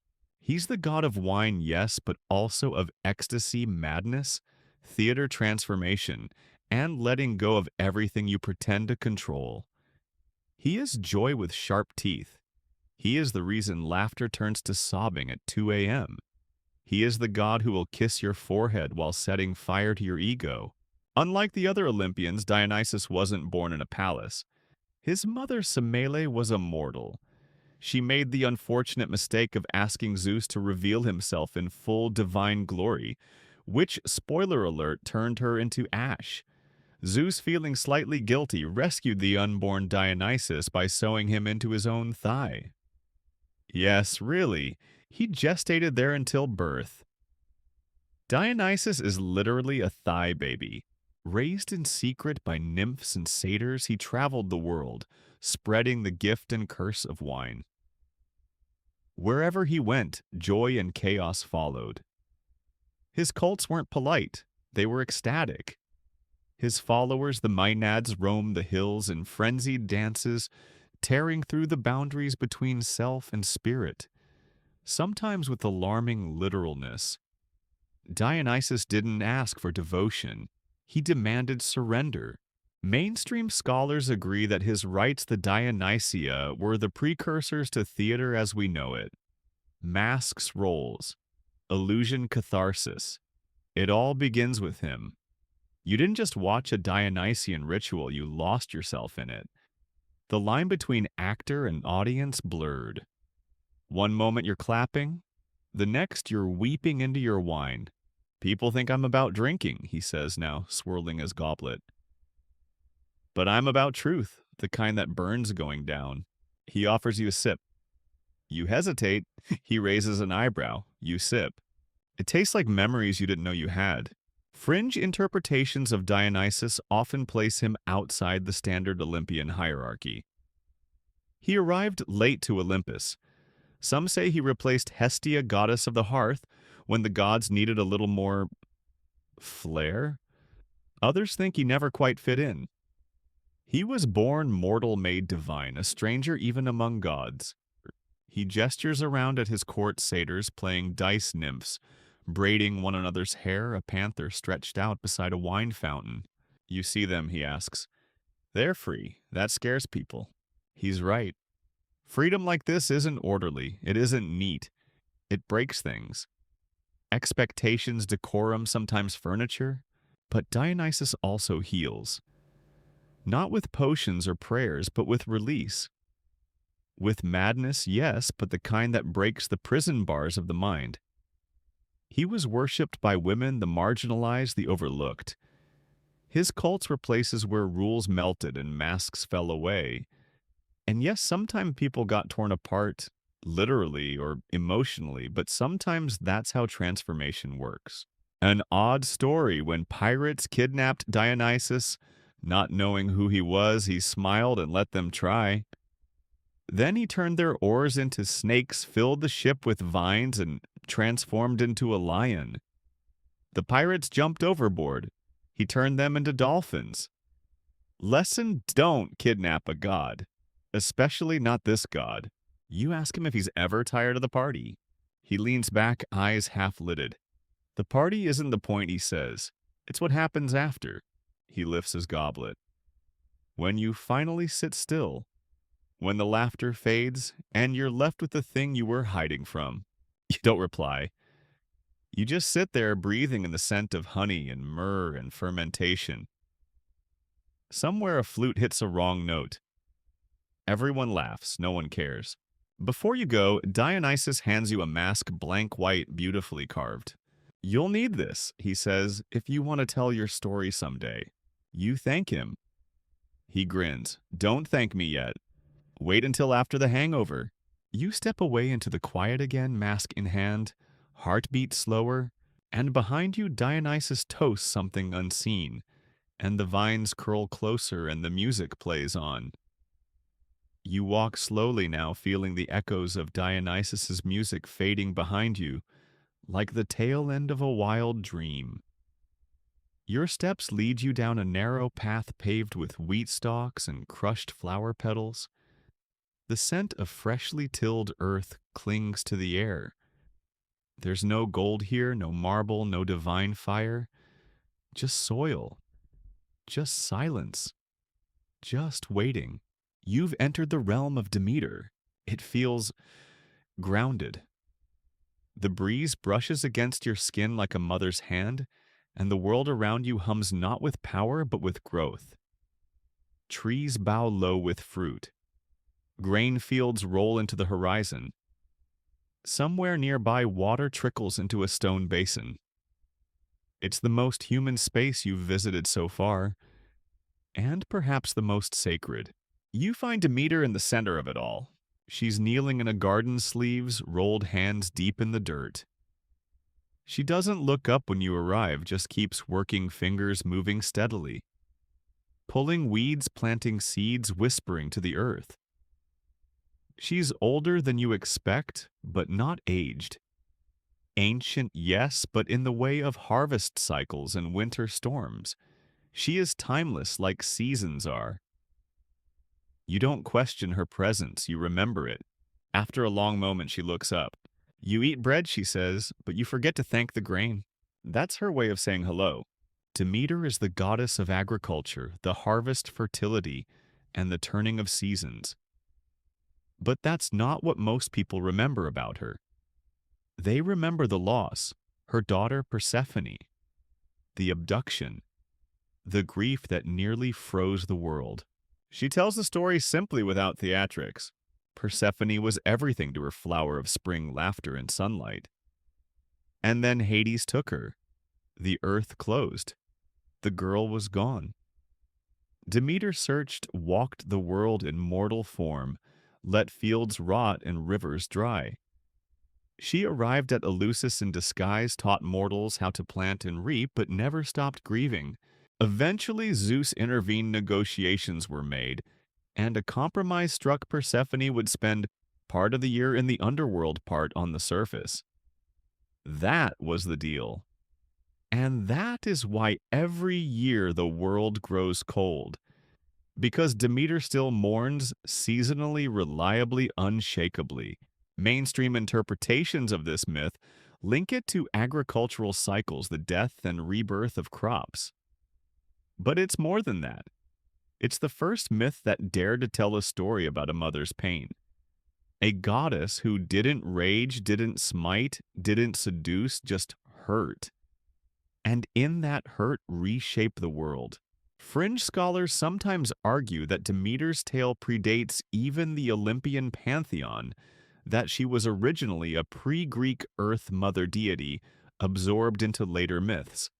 The Eleusinian mysteries, secret rites held in her honor, were said to offer initiates a glimpse of the afterlife's beauty, perhaps the only Greek ritual that promised hope beyond the grave.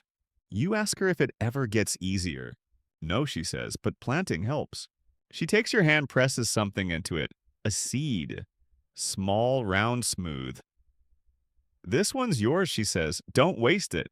Her eyes, green, gold, and storm cloud gray, rest on you with the full weight of someone who's seen centuries pass like summer storms.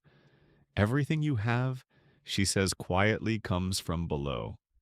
From what dies, from what returns. And it's true. Without her, no grain, no fruit, no bread, no wine, no myths. She's not just the goddess of harvest, she's the goddess of hope. But the kind of hope that aches. The hope that watches winter and believes in spring anyway. Odd story once, while mourning Persephone, Demeter demanded a temple from the king of Eleusis. As payment, she tried to make his infant son immortal by anointing him with ambrosia and placing him in the hearth fire each night. The mother interrupted the ritual and ruined it. The boy lived but never became divine. The lesson: Even immortality has rules, even gods have limits. You sit with her a while saying nothing. The garden breathes. Birds flit overhead. Somewhere a dog barks in the distance and the crops don't care. They grow anyway. She shows you how to plant, press, cover, water, wait. And just before you leave, she says, Persephone comes back soon. You'll feel it in your bones. Then she turns back to the soil, humming an old song in a language you don't know, but understand anyway. You tuck the seed into your pocket. It's warm.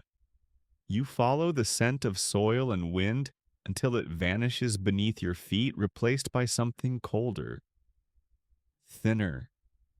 The breeze here doesn't carry the warmth of wheat fields, it carries memory.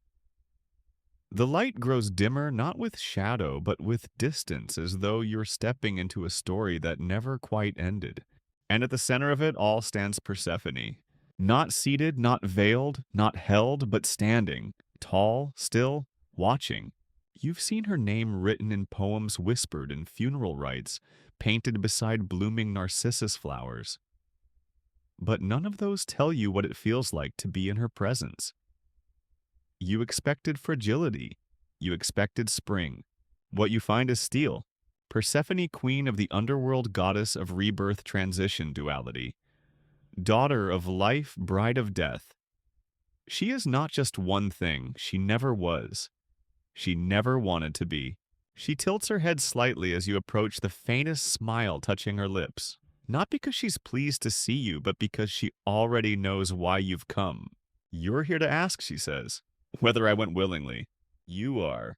That's the question people always ask. Was she kidnapped, as the oldest myths say, plucked from the field, while gathering flowers, taken to the underworld in a black chariot?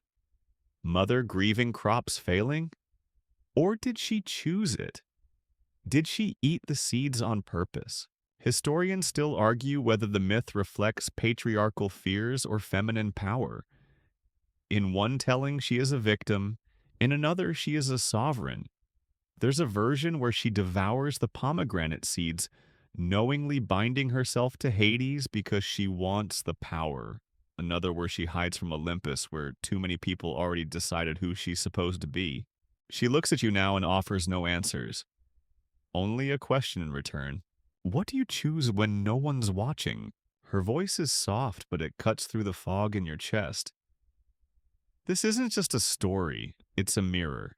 Around her, the ground blooms and fades with every step. One footfall brings up daffodils. The next crumbles them into frost.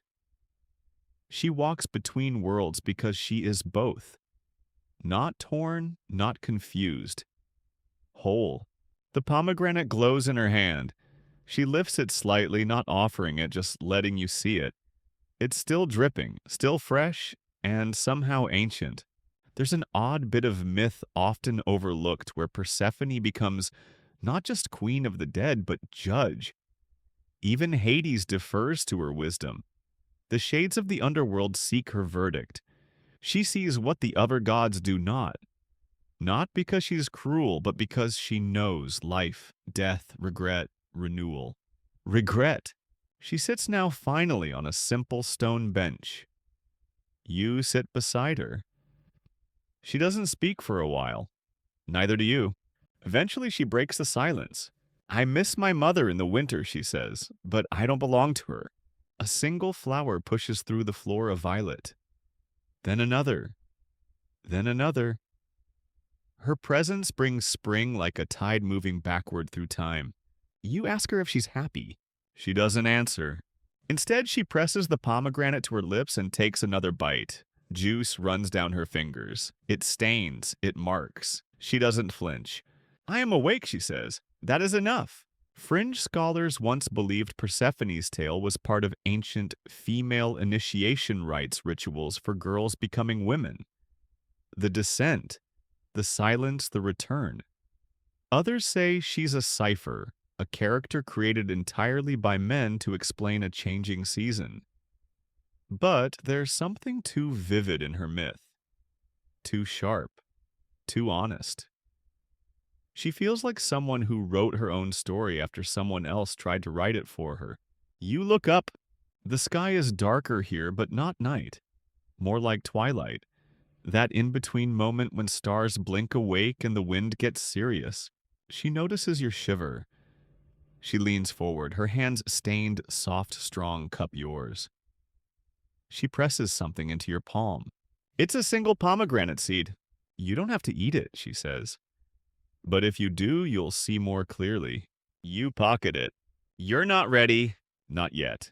As you leave her presence, the air feels heavier, but in a way that reminds you of depth, of layers, of knowing something you can't unknow. Persephone watches you go. She doesn't wave, but the flowers bloom behind you just the same. You walk for a long time without seeing anyone. The gods have grown quieter.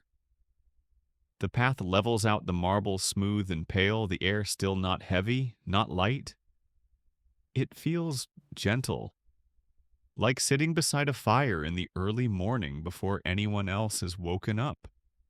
Like that quiet, settled feeling after a long day where nothing is urgent and everything just is. This you realize is where Hestia lives, or rather stays. She doesn't command temples or toss thunderbolts. She doesn't lead armies or host banquets. But make no mistake, she is present. She is always present. The goddess of the hearth, home, family, and sanctuary. The one who keeps the fire burning while the others forget it exists. You enter a small round room. Simple. Circular.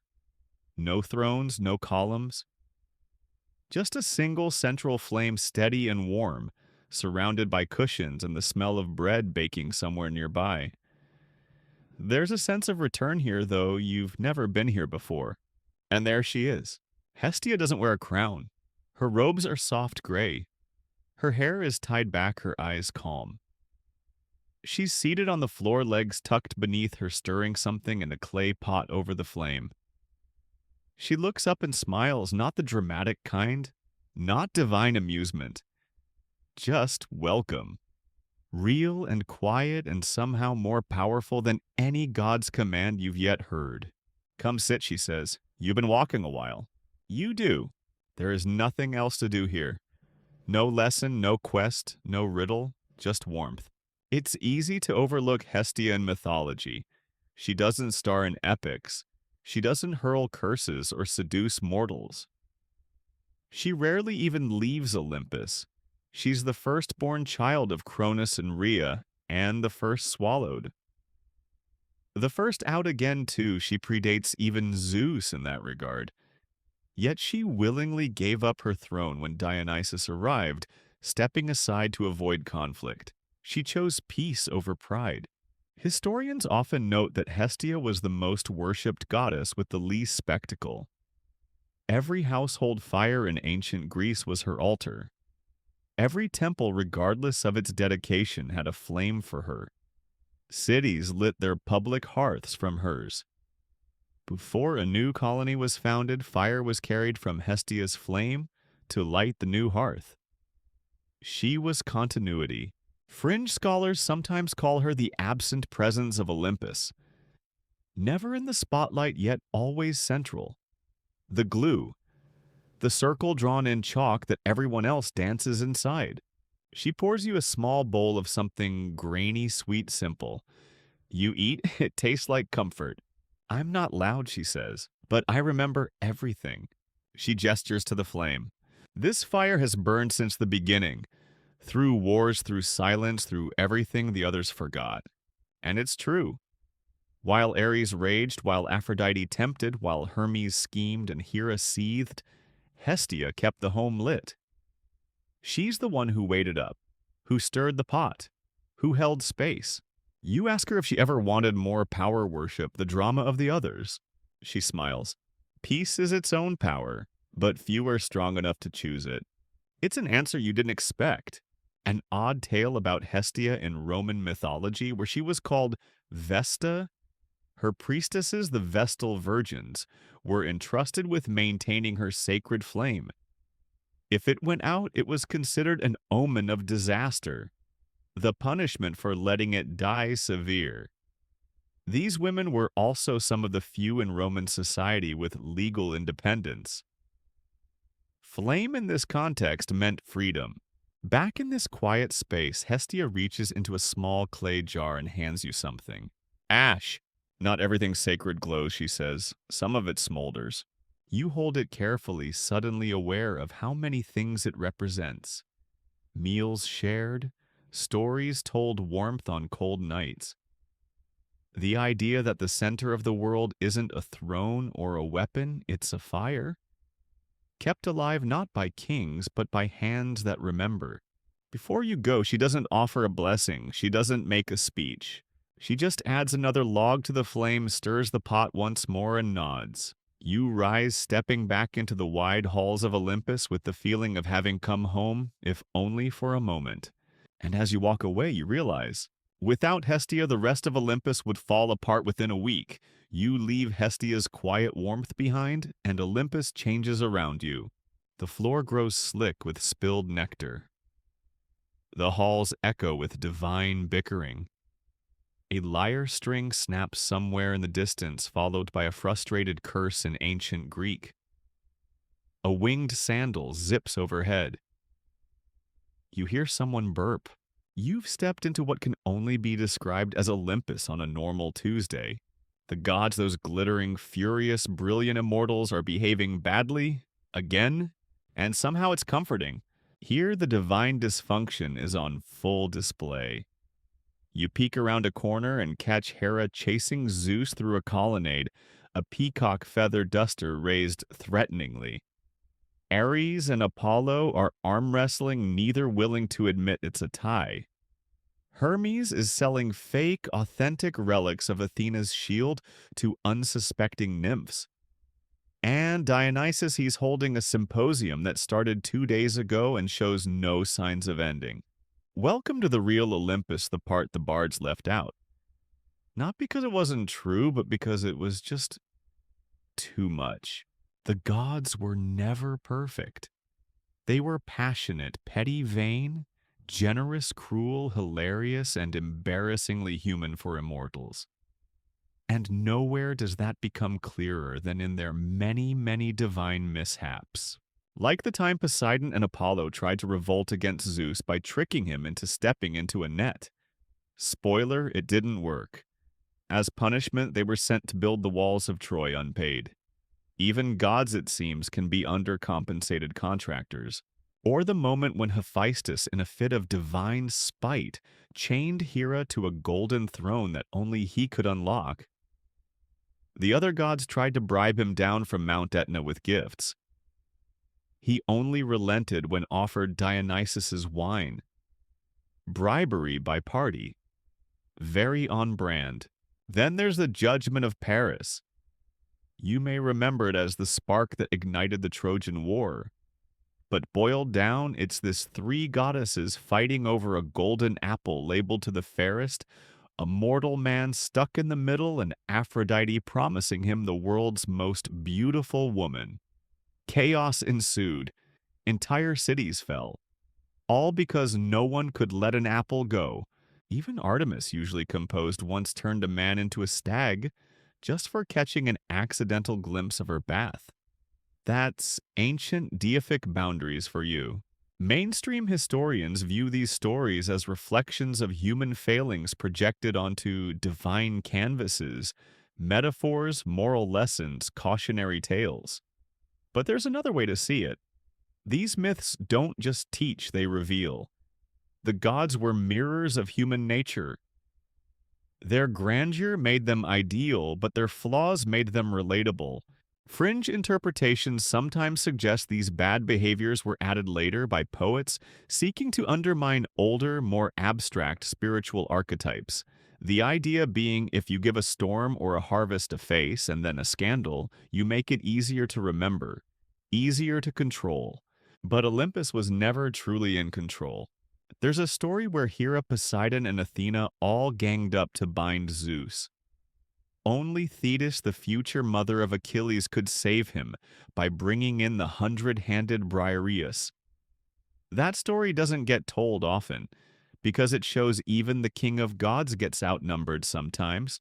You pass by Hermes trying to convince a goat to sign a contract. He pauses, glances at you, and winks. Don't trust anyone who says they've never lied to Zeus. Somewhere an amphora explodes. Apollo and Dionysus are arguing over tempo. Athena's watching from a distance, polishing her spear with exaggerated calm. You ask yourself, is this chaos? Or is it balance? Maybe both. Because in this swirl of bad behavior, there's a strange harmony. Jealousies rise and fall. Feuds bloom and fizzle. Someone gets turned into a tree, someone else gets resurrected with ambrosia, and somehow Olympus keeps turning. It's not perfect, but it's alive. One odd tale during a particularly rowdy feast, the gods invited a mortal musician. He played so beautifully that Apollo wept. Ares blushed, and even Hades showed up for dessert. The musician, overwhelmed, asked to stay forever. The gods refused not because he wasn't worthy, but because he would change. They wouldn't. Immortality is a strange kind of stagnation. You stand now in the middle of it all, gods flitting past laughter and thunder, echoing at once. You feel their chaos, yes, but you also feel their weight, their loneliness, their longing. They behave badly because they're bored or wounded or aching for meaning. They behave badly because they are more like us than they'll ever admit. And as you step away, you realize that Olympus at its loudest is Olympus at its realest. Perfection was never the point. You leave the squabbles and scandals of Olympus behind, but not completely. Their echoes follow you, distant and exaggerated Aphrodite, yelling something about stolen earrings. Zeus defending his eighth thunderbolt of the day. Hermes offering free legal advice to a nymph who definitely didn't ask for it. But now the ground begins to tremble. Not violently, not yet. Just enough to remind you that beneath all the drama and divine flirtation, something deeper pulses. Something older. Something larger. You've come to the edge of Olympus. And on the other side, the giants. This is where the stories of divine misbehavior give way to war. Real cosmic myth-shattering war. The kind where mountains are weapons and islands are stepping stones. This is the Gigantomachy, the great battle between the Olympian gods and the giants. It began as many things do, with insult and revenge. The Titans had already fallen, locked away in Tartarus after the Olympians seized control of the cosmos.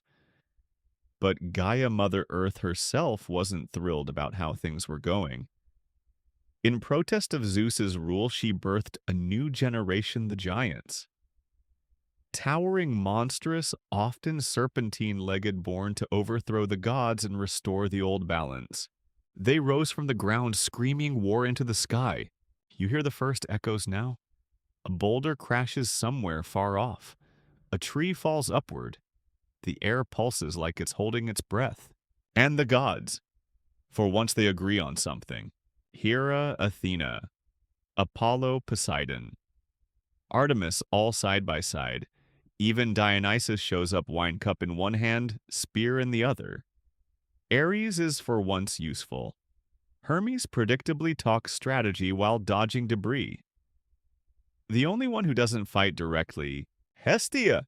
She tends the hearth as Olympus burns around her. You find Athena first. She's launching a mountain at Enceladus, a giant who will later, myth says, be trapped under Sicily. That's why Etna still rumbles. It's him shifting restlessly beneath the crust. Over there, Poseidon rips a slab of land from the sea and hurls it at Polybotes. It lands permanently on top of the giant, later known to mortals as the island of Nisseros. Geography courtesy of divine warfare. Zeus. He's everywhere. Lightning turns night to day. He hurls thunderbolts like a dealer, tossing out cards, barely breaking a sweat. His robe is torn, and he's laughing not from joy but from sheer relief. He finally has an enemy worth smiting. But here's the twist. The gods couldn't win alone.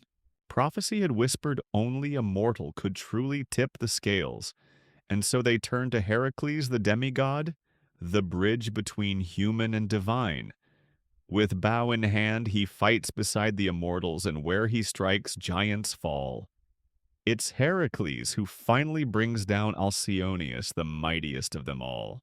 Historians still argue whether the Gigantomachy was an allegory for civilization conquering chaos, or for the Greeks themselves defeating older rival cultures.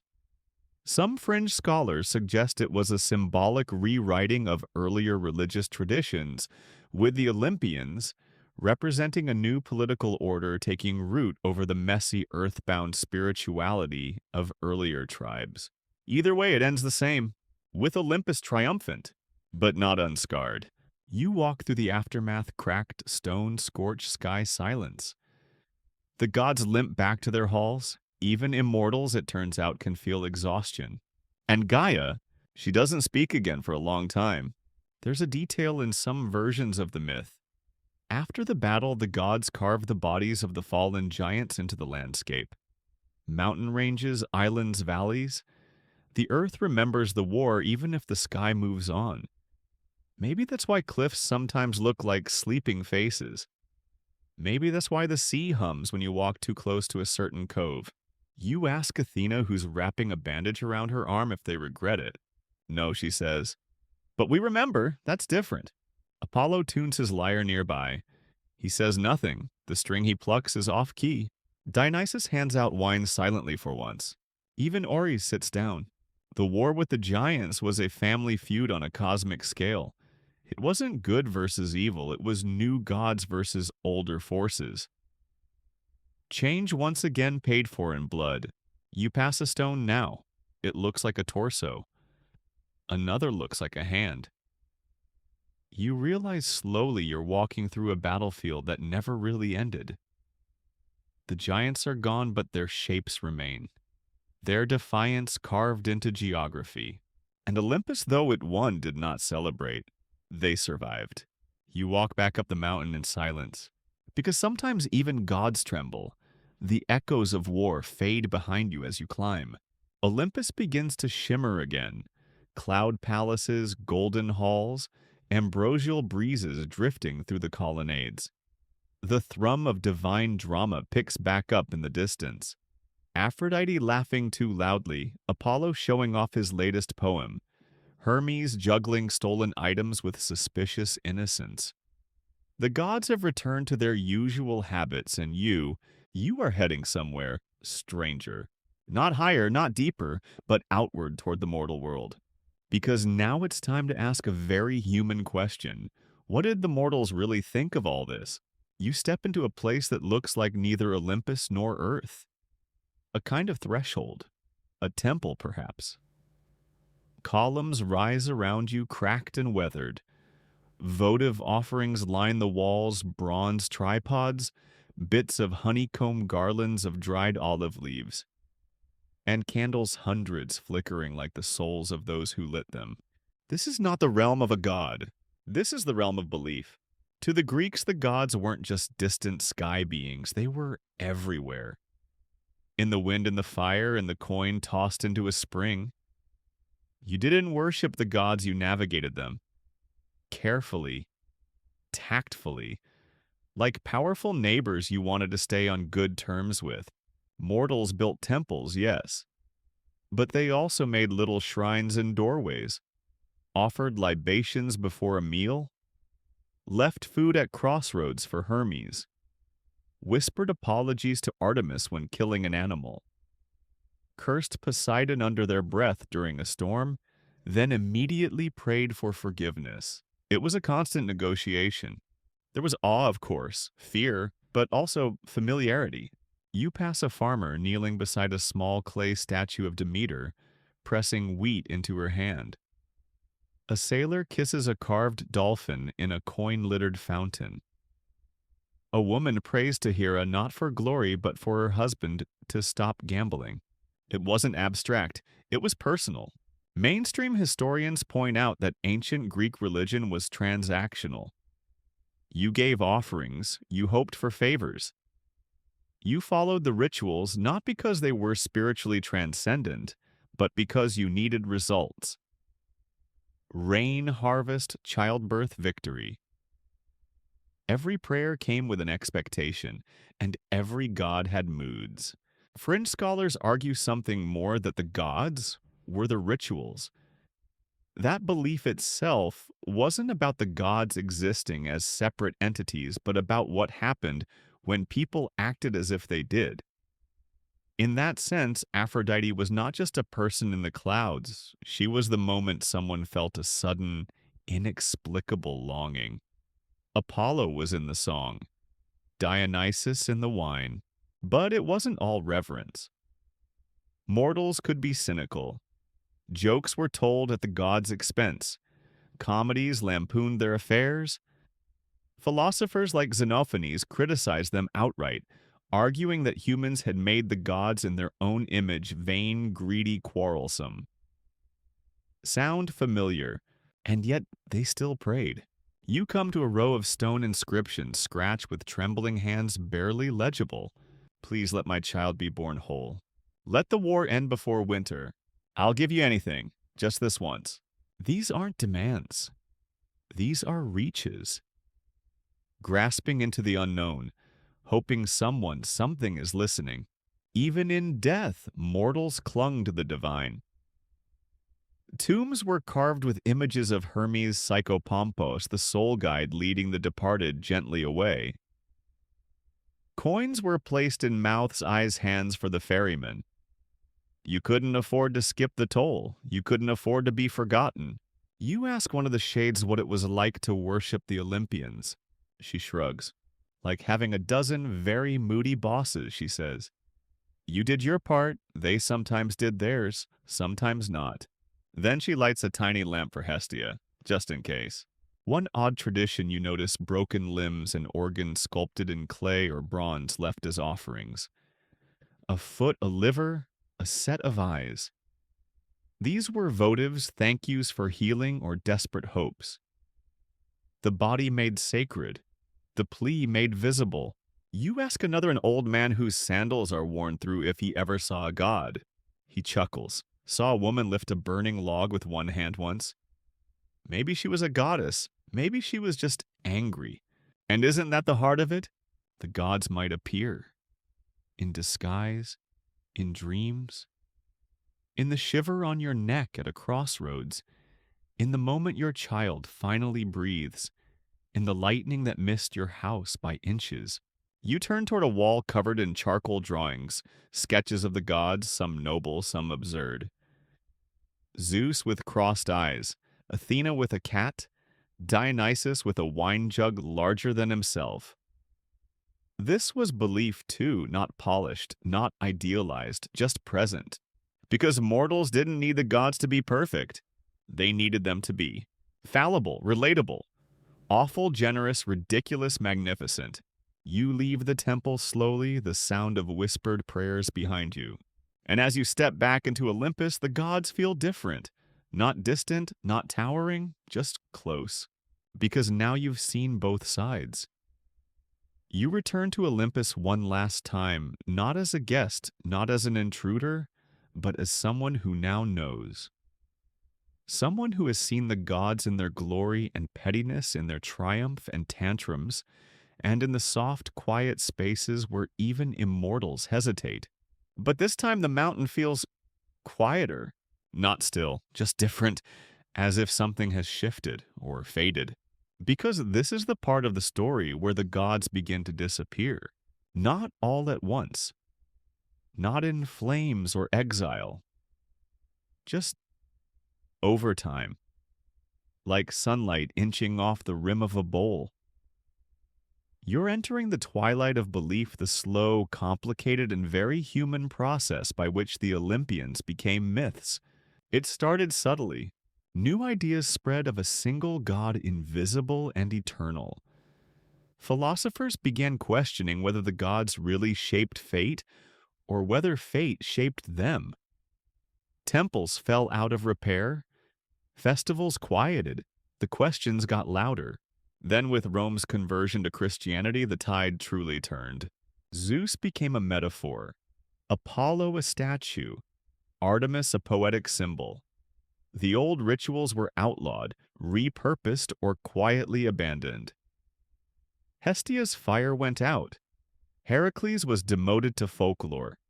Demeter's grain offerings stopped arriving. You wander through Olympus and notice it even now.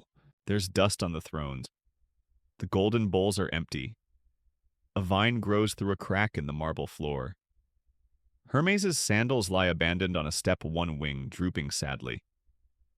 Even Dionysus's wine fountain bubbles less enthusiastically. It's not death, it's retreat. A slow vanishing. Mainstream historians often describe this transformation as inevitable. As empires changed, so did beliefs. The gods didn't die, they were archived, moved from the temple to the page, from prayer to poetry. They became stories you read, not beings you feared. And as the centuries wore on, they drifted further into fiction.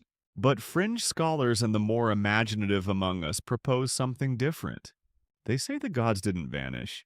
They withdrew, not out of weakness, but out of irrelevance.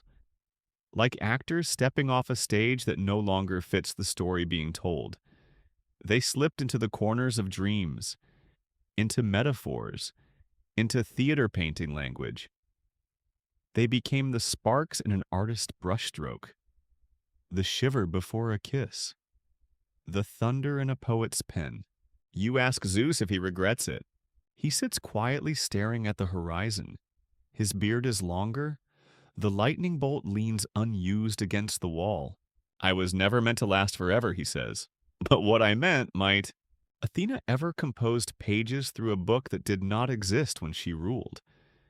It's printed, bound, human-made.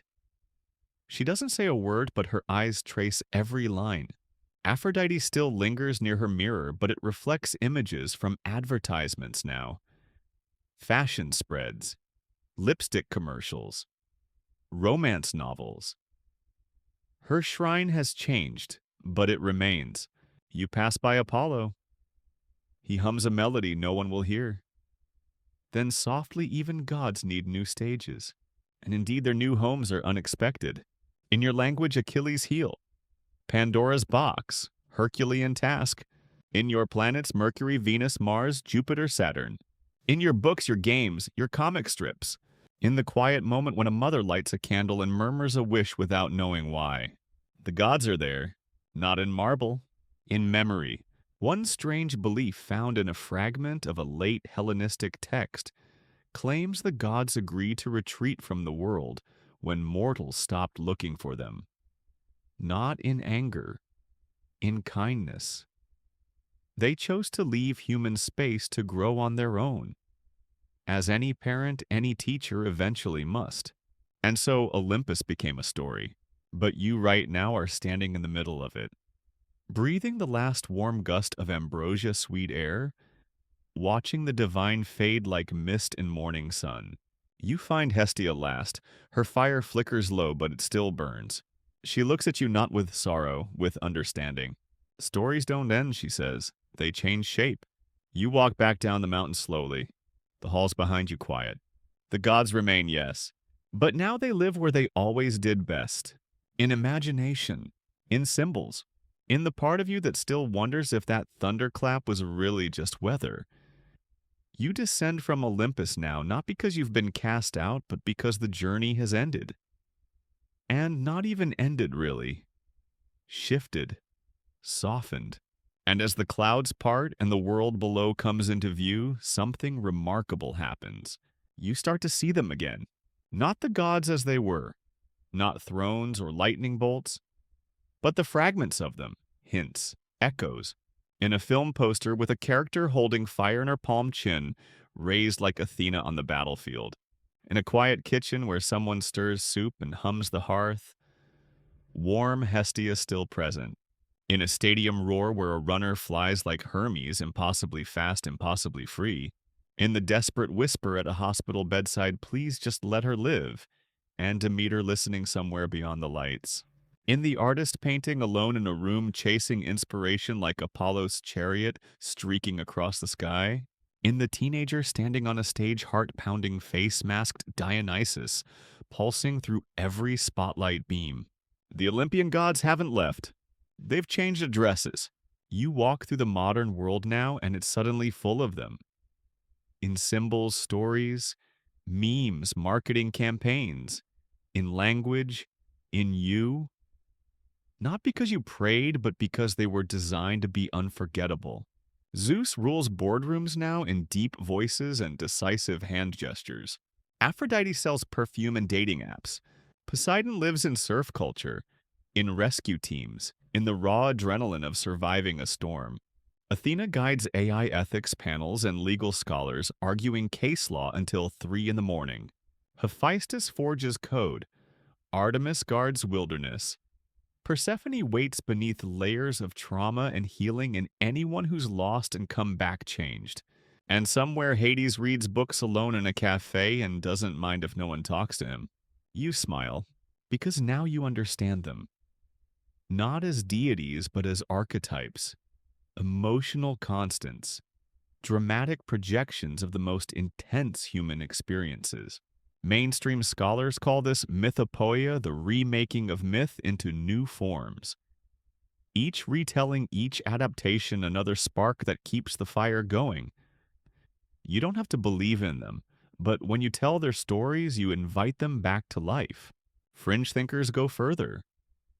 They suggest we created the gods not to explain the world, but to explain ourselves.